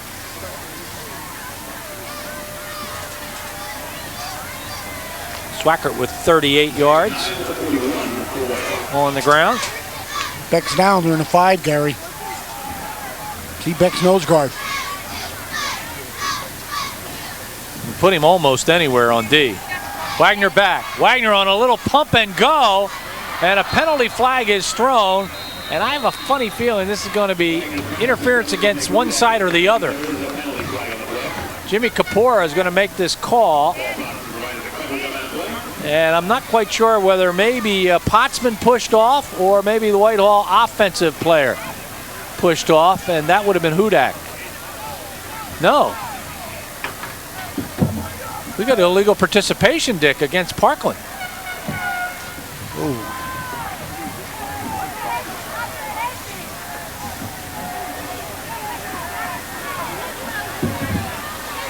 And that's going to be a big one. 15-yard penalty against Parkland. Dick, their 5th penalty for 50 yards. Yeah, the Zephyrs at 0. So that's a big edge. First down, number 7 for Whitehall. They get into Parkland territory to the 44-yard line.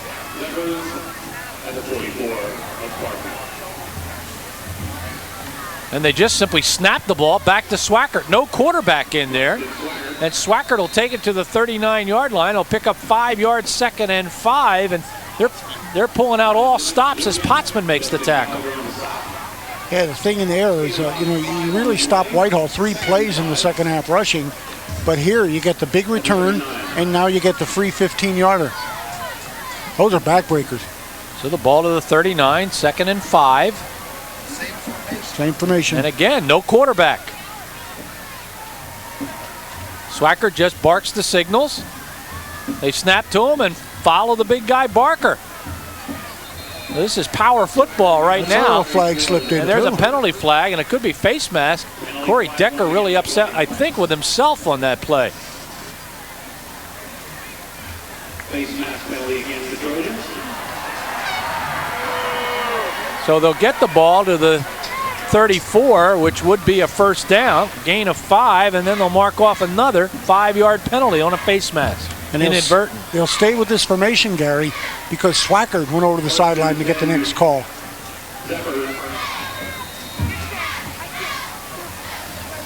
Dick, this will be one where we're going to run this play till you stop us. And they've picked up 5 yards so far every time they've run it.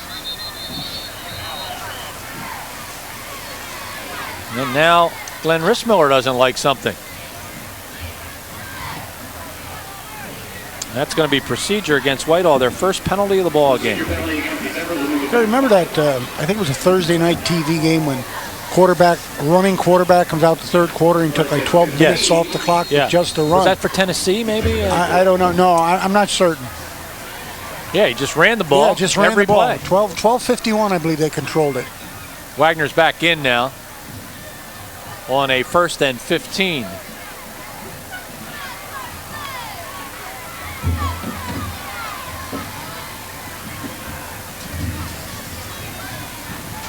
And he'll throw.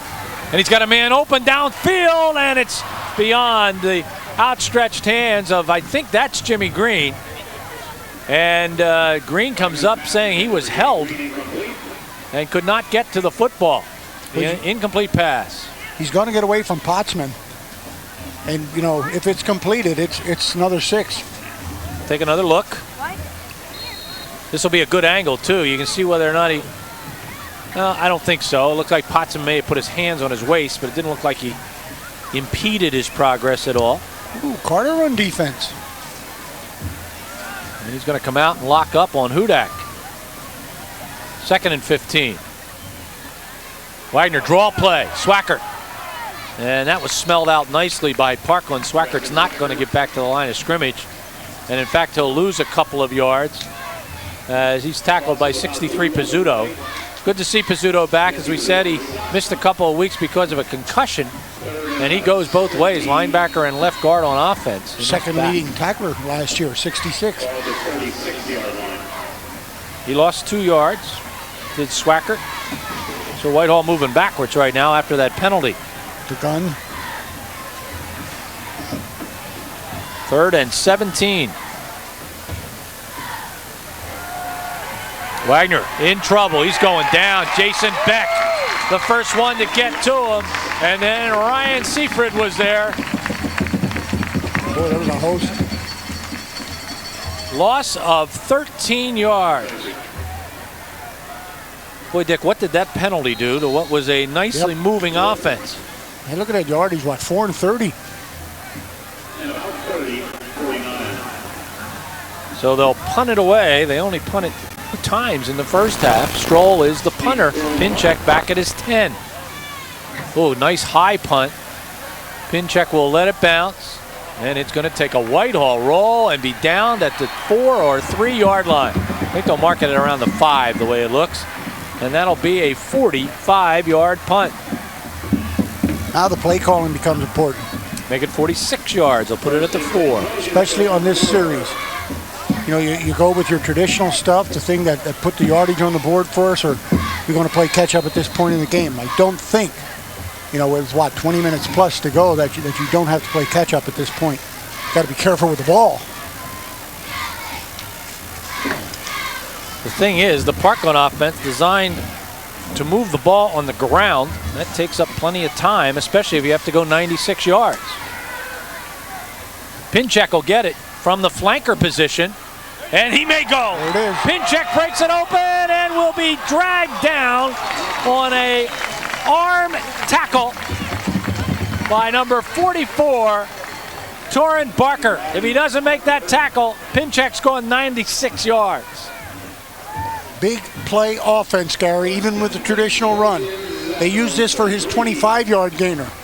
Very wide set and then comes in motion. Got the head of steam when he gets the handoff. Follows blockers. Got a good one there. Breaks the tackle. He needed 2 more steps to clear it. 29-yard gain. I think they just more than doubled their output on rushing on that one play. Pinchek the other way. Penalty flag is thrown. So he'll get credit here for a 2-yard gain. And then they'll throw the penalty right at the 35-yard line. And it's going to be a hold against Parkland. So give Pinchek 2 yards on the carry, and then we'll assess the penalty from that point. And it'll be a 10-yarder. And Parkland now has 65 yards in penalties.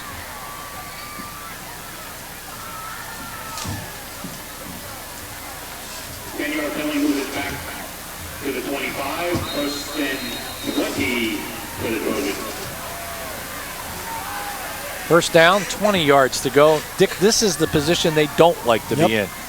They don't like to be forced to throw the football. Rolling, firing is Collins, and Kenyatta Carter can't quite hang on to it. It was a little high, but it went right through his hands. Loudon with the coverage. Well, when we were down on the field, he was snagging those one-on-one stuff. Pre-game, he was up and really leaping and coming down with the ball. We think we have a real interesting ball game coming your way as you're going to take a look at this pass coming right at you. And that one maybe should have been grabbed. Central Catholic Allen at 9:30 tonight with Bob Dede and John Leone. Tomorrow we'll be at Lafayette. It's RCN Day. Paul Plattenberg and I and John Leone. Tomorrow, Lafayette Bucknell live at 1:30.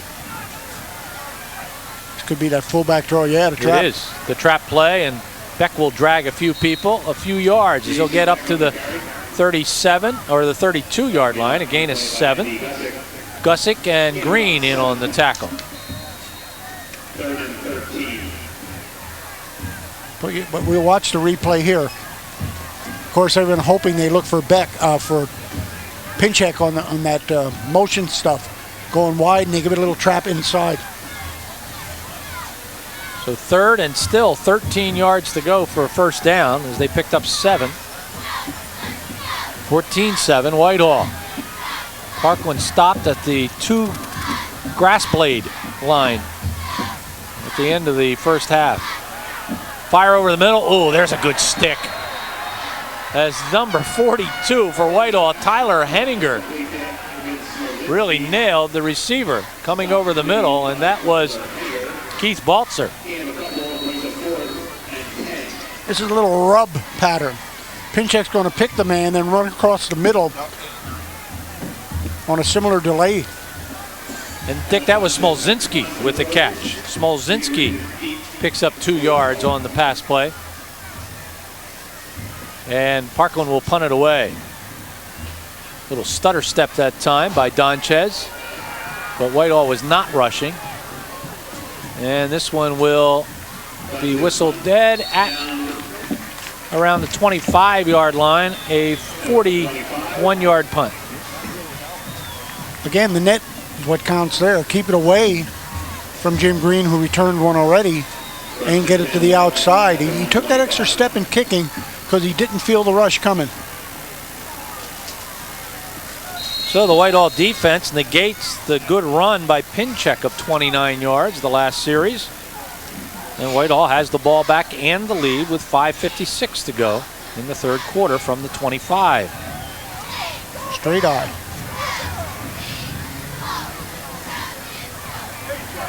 Swackert, and he'll pick up 5 to the 30-yard line. As Beck is on the tackle, Frack is on the tackle, and so is Seafrid. 2nd and 5 from the 30. Swackert wanted to go outside, but he's going to bump into number 70. Cody Decker here, taking it off tackle. Bounce there, and then go back to the inside, following Barker, and make some yardage. Swackert again, this time, just gets back to the line of scrimmage. No gain, it'll be 3rd and 5, Beck on the tackle. And it's that chainsaw group, Dick, Beck and Decker. Well, we've had some critical third downs, both sides here in this second half. Next week we'll be in the Colonial League. Salisbury, Saucon Valley live next Friday night, followed by Bangor, Notre Dame. We get a look at the Crusaders for the first time this year. Penargil Wilson on Saturday afternoon. And the following week, Dick, you and I will be doing Whitehall, Easton, and the week after that, we're going to have Easton and Parkland. So we're going to follow those big ball games in the Mountain Valley Conference Valley Division, as we're going to get a timeout called down on the field by Whitehall, their first timeout. We'll be back right after this message.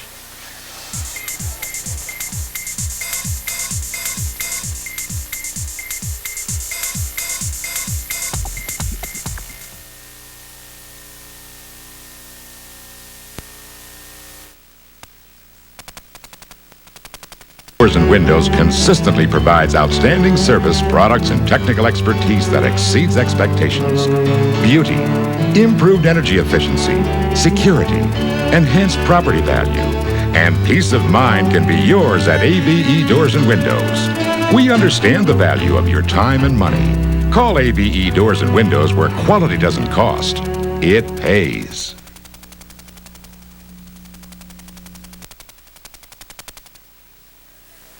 Welcome back. Joe Mascari, our director tonight. Walt Zindel back at Master Control. And the whole RCN4 Sports gang. Half of them are here. The other half are at J. Bernie Crum, Allentown School District Stadium. Another full night of high school football on RCN4 Sports. 3rd and 5 from the 30-yard line. And here we've got a whistle. Nobody threw a flag.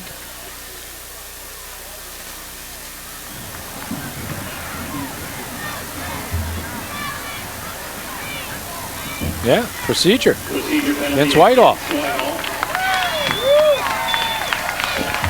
I mean, I could think of lining up offside.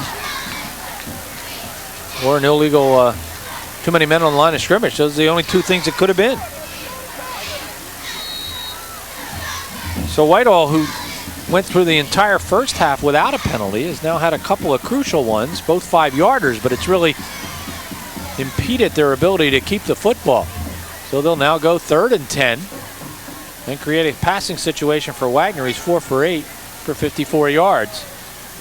2 catches by Green for 27, 2 catches by Hudak for 27.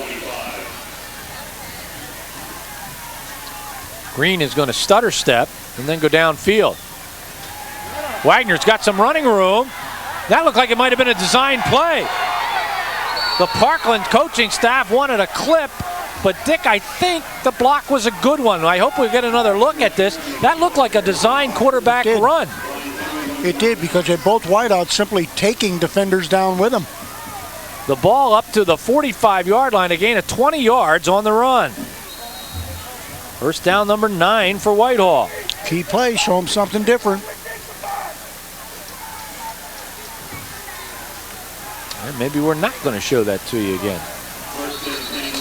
Well, no, we're going to get another whistle, Dick.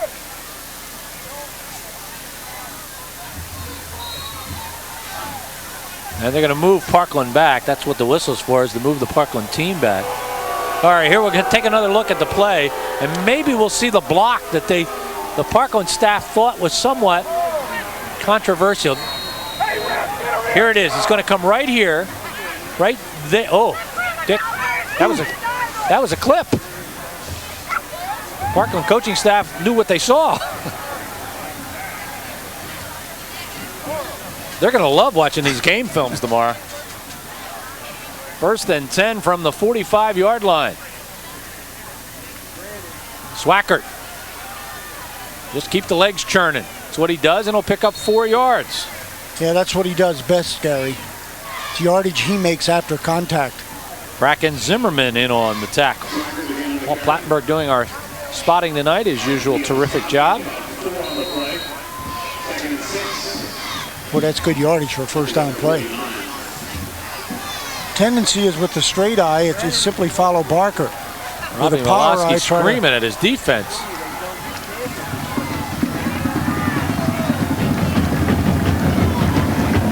Second and 6. Wagner back. Wagner's going to go for it all. And not getting close to that one as he just threw it downfield to a spot. Looked like Swackert was the intended receiver. No, it was 81. All right, it was Marinkovitz. Marinkovitz is our speed guy. These numbers are impossible to see. Impossible. Last week, Dick, we had Columbia with baby blue, powder blue numbers. Columbia. What are these guys thinking? Gene Rossides. Oh, those are names out of the past. I would have used them last week. Third and 6. Green in motion. Parkland fans. That's going to be a lateral. And they're going to fire downfield, have a man open. And that, I believe, is Swackert. Swackert catches it. Tackled by Gallagher. Now, who threw it? Was it Green? Was it Hudak? That was 7. Hudak. Well, he's the backup quarterback. How many quarterbacks have we seen at the wide position tonight? So Hudak throws it 19 yards downfield to Swackert. And boy, Swackert takes a shot here, Dick, in the back. He does. Boom. In the back. So a 19-yard pickup on the pass play from Hudak to Swackert. First down, number 10. Whitehall has it at the 32 of Parkland. No quarterback, Gary. And we go back to the no QB offense. And they'll pick up about 4. What Tony say? No new wrinkles? Yeah. We're settled in now? He was talking about his face. Atia and Beck on the tackle. Second and 6. Here's another look at that pass play, I think. You just saw Swackert, Dick, clear the backfield. There's the lateral. Boy, that's a well-designed play, isn't it? Excellent. Again, run offense. Look at that, 9 up. Let's try the left side. Boy, they open up some nice holes there as Swackert will get to the 22. Frack, Zimmerman, and Potsman. And Dick, let's give some credit to Olesh and Gusick and Krutnan and Renninger and Thomas. They're starting to open up some nice holes, and we're going to have a measurement. Got to the 22-yard line. That should be enough for a first down. Whitehall, one of the highest scoring offenses around here. They're 194 points. You know, that comes out to 32.3 a game. So they're used to playing with the ball on the ground. And Dick, their defense has been solid, 10.5 points per ball game.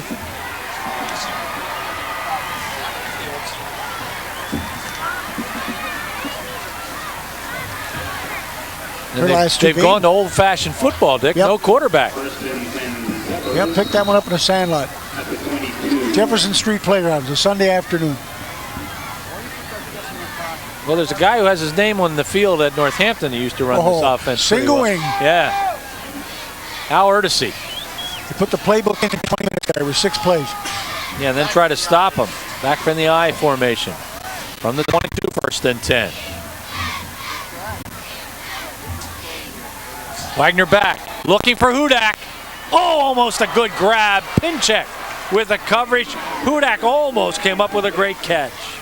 Good post pattern. Makes a very sharp cut to the inside. Off his route. Running very deliberate routes.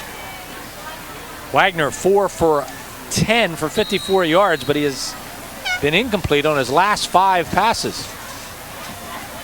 You know, we credit the Whitehall line on the rush offense, Gary, too. On straight pocket passes, they've been protecting for Wagner real well. And with a 6'2 frame, boy, it helps to be able to see that D. 2nd and 10. Stroll does have 3 field goals this year. A field goal would loom rather large. The handoff. Gallagher with a tackle. Swackert with a run.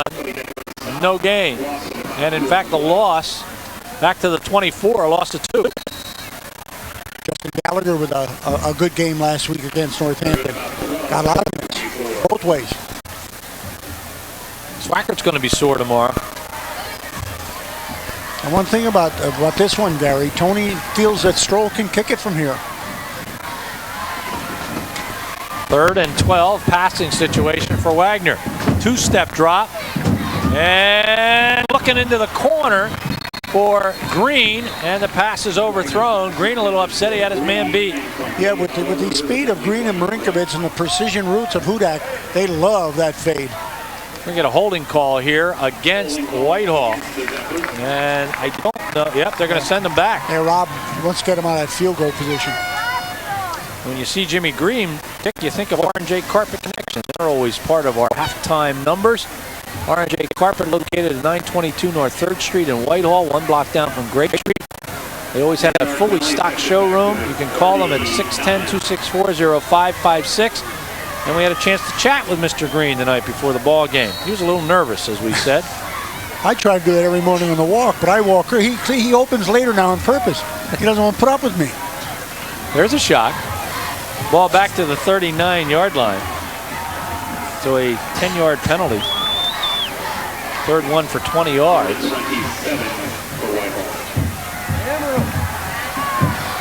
Ooh. And the pass incomplete. Great pressure that time. The penalty took Whitehall out of field goal range. Siciliot there with the pressure. Is that who the pressure was? Boy, that was good pressure. Let's see it. Back Whitehall might have won a late hit here. There's a release. Watch this now. Wing. So they'll punt it away. Nate Stroll will punt for the 2nd time in the half as we have 52 seconds to go here in the 3rd period. It's high. And it will roll. Another good Whitehall roll. And Dick, Parkland's going to have to start another drive, this time from their 5-yard line. Stroll has done a magnificent job. That's a 34-yard punt. Yeah, he also hangs up and gets favorable bounces. And I think Miloski was a little bit on the field there asking Pincheck, you know, well, why not the fair catch? Rob spends a lot of time on the field. No, he needs a letter. This is his first year. He does need a letter. He wants a W. A W. for the win. He's got 12 minutes and 42 seconds to come back from a 7-point deficit.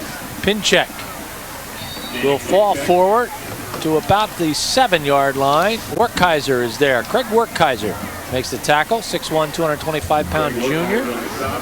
Gain of 2.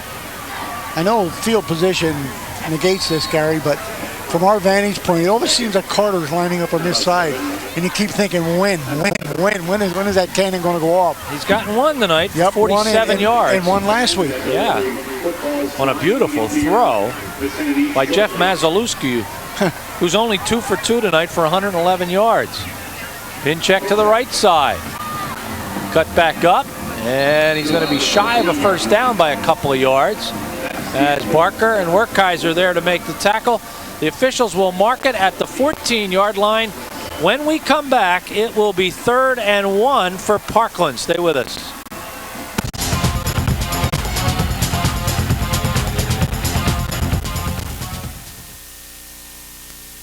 Now more people than ever are finding the pre-owned car, van, truck, or SUV they really wanted at Scott Lot on Lehigh Street or right from their home or office at scottcars.com. You'll see the Blue Book price right next to the Scott price, so check it and save. As always, you can choose from the finest pre-owned inventory. But best of all, you'll buy with confidence from the most trusted name in the Lehigh Valley. Visit scottcars.com or Scott Lot on the Lehigh Street Auto Mile.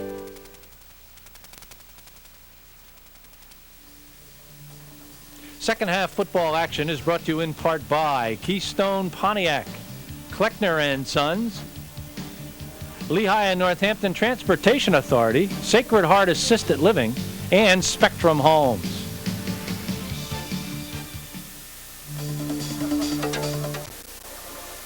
We zoom in on the fourth quarter here at Parkland as the Trojans down by 7. Looking at a 3rd and 1 from their own 14-yard line. They certainly don't want to have to punt the ball from this deep in their own territory. So they'll give it to Beck. Beck will get a first down. Out over the 15, out to about the 16-yard line, maybe the 17. Barker and Werkheiser on the tackle. It'll be a gain of 3. First down number 6 for Parkland. Going back to that last play of the third quarter, Gary, they wanted to run that pitch sweep, the power sweep to Pinchek, and good example of what we thought was the key coming in. The outside running game of Parkland versus Whitehall. And you saw Olish and McKenna really going at it. And, sizable 4-yard gain. Pinchek gets nailed as he gets up to the line of scrimmage. Good defensive play that time by Eric Hess. As Hess came from his defensive end spot and just caught Pinchek as he got to the line of scrimmage. He gained a yard on the play. I think he just got Student of the Month or something, which, boy, we love to see that. Kids involved scholastically as well as athletically. Paul was our Student of the Month. When? Well, January. Hasn't won it back. Of 74. Paul corrects Dick. Said it was 1975. Collins. A lot of faking back there, Dick, and Whitehall would have none of it, and in particular Olesh and Thomas, as they're both in there now, and they met at Collins. Yeah, awful lot of faking, double fake, actually, and Whitehall just didn't fall, and again, played the good containment. Loss of 8 on the play, 3rd and 17. So here's where you worry about a turnover. You worry about any kind of risky play. And you worry about what do I call? And you worry about punting from here if you don't make it.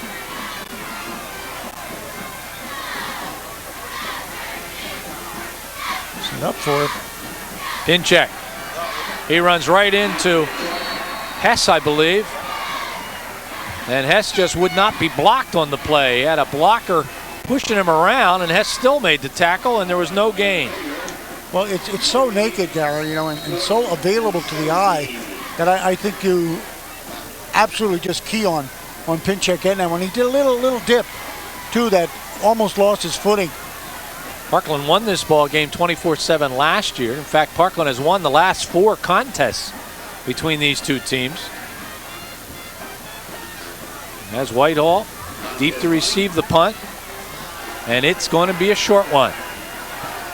And it's going to roll backwards towards the Parkland goal line. And the ball was hit. A Parkland player had the ball hit him in the back, and that's where the ball will be whistled dead. They'll mark it at the 34-yard line, and it will be only a 24-yard punt. You saw Jim Green line way back at the midfield stripe, and you say no way he's going to catch it. I don't think they want to. I think they simply want to control the ball. Most critical part of this football game for the Parkland defense. A Whitehall score here, and Parkland's in serious trouble. Seven-man front. Here we go, back to the no quarterback, basic single wing offense. As they give it to Swackert. Beck and Decker in on the tackle. Parkland came to gap defense that time. Whitehall with 9 up front, so they just put 7 of them in the gap. Played a 7-man front. And they still got 3. Swackert 62 yards on 22 carries.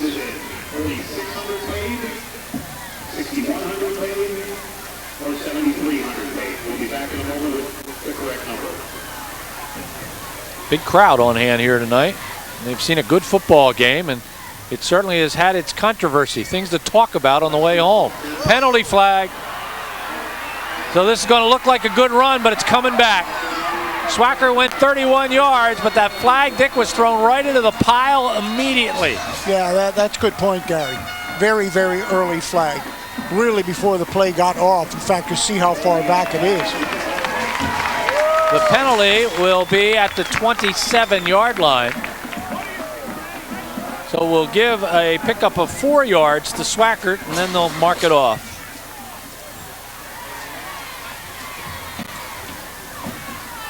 Dick, as soon as he crossed the line of scrimmage, the penalty flag came flying. 4th penalty, 30 yards against Whitehall. They'll mark it back at the 37-yard line. It looks like they're going to stay with this power formation. I did not see Wagner come back.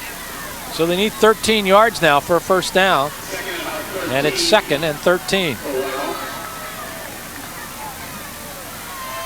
And again, no quarterback.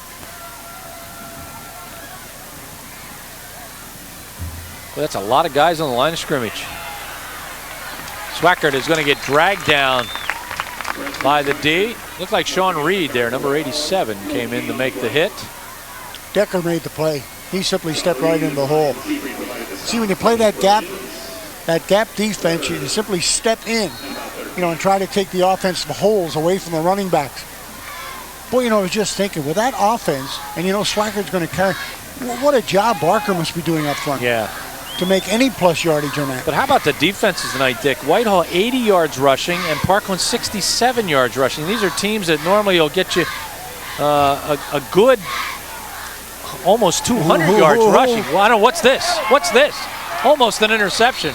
That was the ugliest pass play of the year. So what we did learn was that Preston Swackert is no quarterback.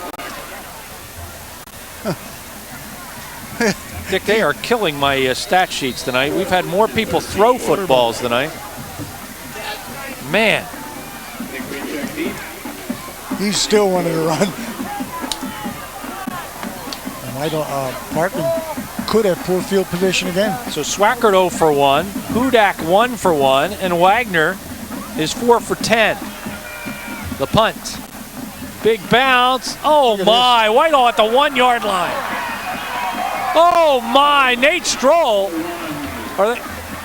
Nate Stroldick's going to be one of the heroes of this ball game if indeed Whitehall goes on to win it. That's a 35-yard punt from the 36-yard line. And Ben Dye is the guy that put it down at the 1-yard line. Again, it's not a returnable thing. Let's see where it hits. Well, it hit pretty deep. Look at this. Oh, that's nice play, huh? Right there. Great punt. Special teams have been a key to this game tonight for sure. From the 1-yard line, they give it to Beck.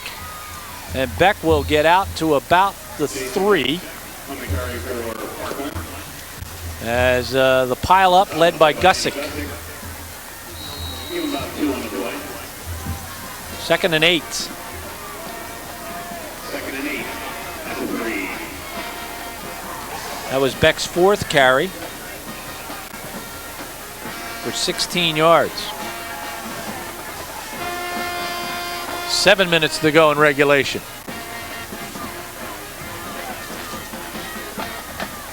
Uh-oh, Collins in trouble, steps up, he goes down, that's a safety.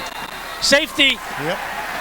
As Collins is tackled in the end zone and will give Whitehall a couple of points, as making the hit was Josh Armbruster. Number 93, Josh Armbruster, the 6'2", 180-pound senior, tackles Michael Collins in the end zone. Boy, look at that rush. You're not going to believe me, Guy, but I just said to myself, he'd love a safety now. Take the 2, take 16-7. You need 2 scores. And Dick, the play really made by Eric Hess as he forced Collins to step up into Armbruster. And you know, safeties are a double-edged sword. You lose 2 points on the board and then you give Whitehall the ball back, and usually in pretty terrific field position. Yeah, and the clock under 7 now. 6:54 to go. Whitehall 16 and Parkland 7.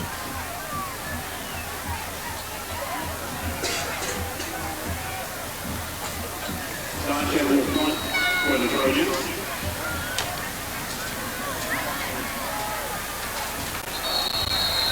Penalty flag thrown.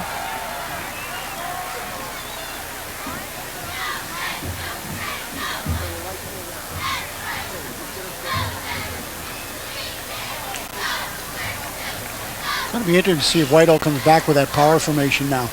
Big discussion going on over there with Tony Coca and the officials. There's been a lot of seminars tonight. And now we go down and see what Glenn Rissmiller is going to signal to us here. Ball be placed at the 50-yard line.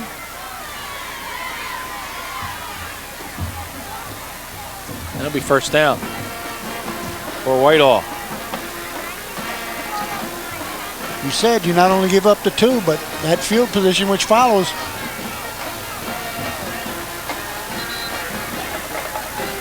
Dick, those 2 points were so critical because 2 scores. You know, you need 2 scores no matter what.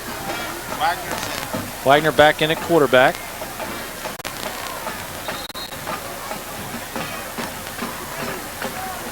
Now Wagner's going to run off the field. Then a 5-yard penalty. It's been a strange game. And no signal.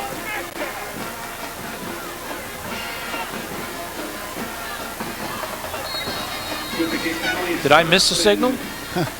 There was no signal. I just saw him, point to 5 yards. How about another whistle? Move the stick. Now they're moving the sticks. 1st and 10. So that penalty might be still part of the original line of scrimmage on the penalty on the kick.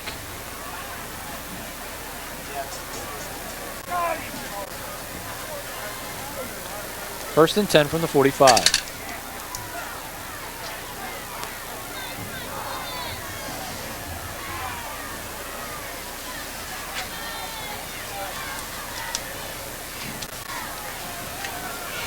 They give it to Swackert. Swackert will get 2 on the play. Bring up 2nd and 8, and all Whitehall is going to do right now, Dick, is watch that clock. Yeah, those runs are designed, Gary, now just to eat up clock. They start running that with 6:54. They're at 30 now. So let's just see how long it takes from snap to snap. That was Swackert's 25th carry of the game.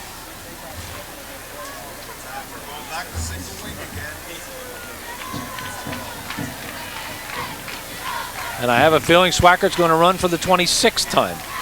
He's not going to pass again. Good job, Beck. Shot the gap. Right down around his ankle. He's going to lose a couple of yards. I Gary, you talk about playing clock football. Their first down play went off with 6:54. They got that snap with 6:03. So you're talking about 51 seconds off the clock.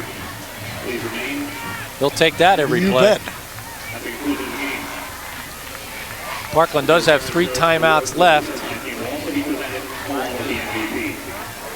Again, Dickie, go back to the end of the half. Yep. You know, if it's a 14-14 ball game, it changes some of your play calls, and who knows what happens. Wagner back, fires. Intended for Green, and the pass is incomplete. Reed there with the play. And that was not Green, that was Marinkovitz, the intended receiver.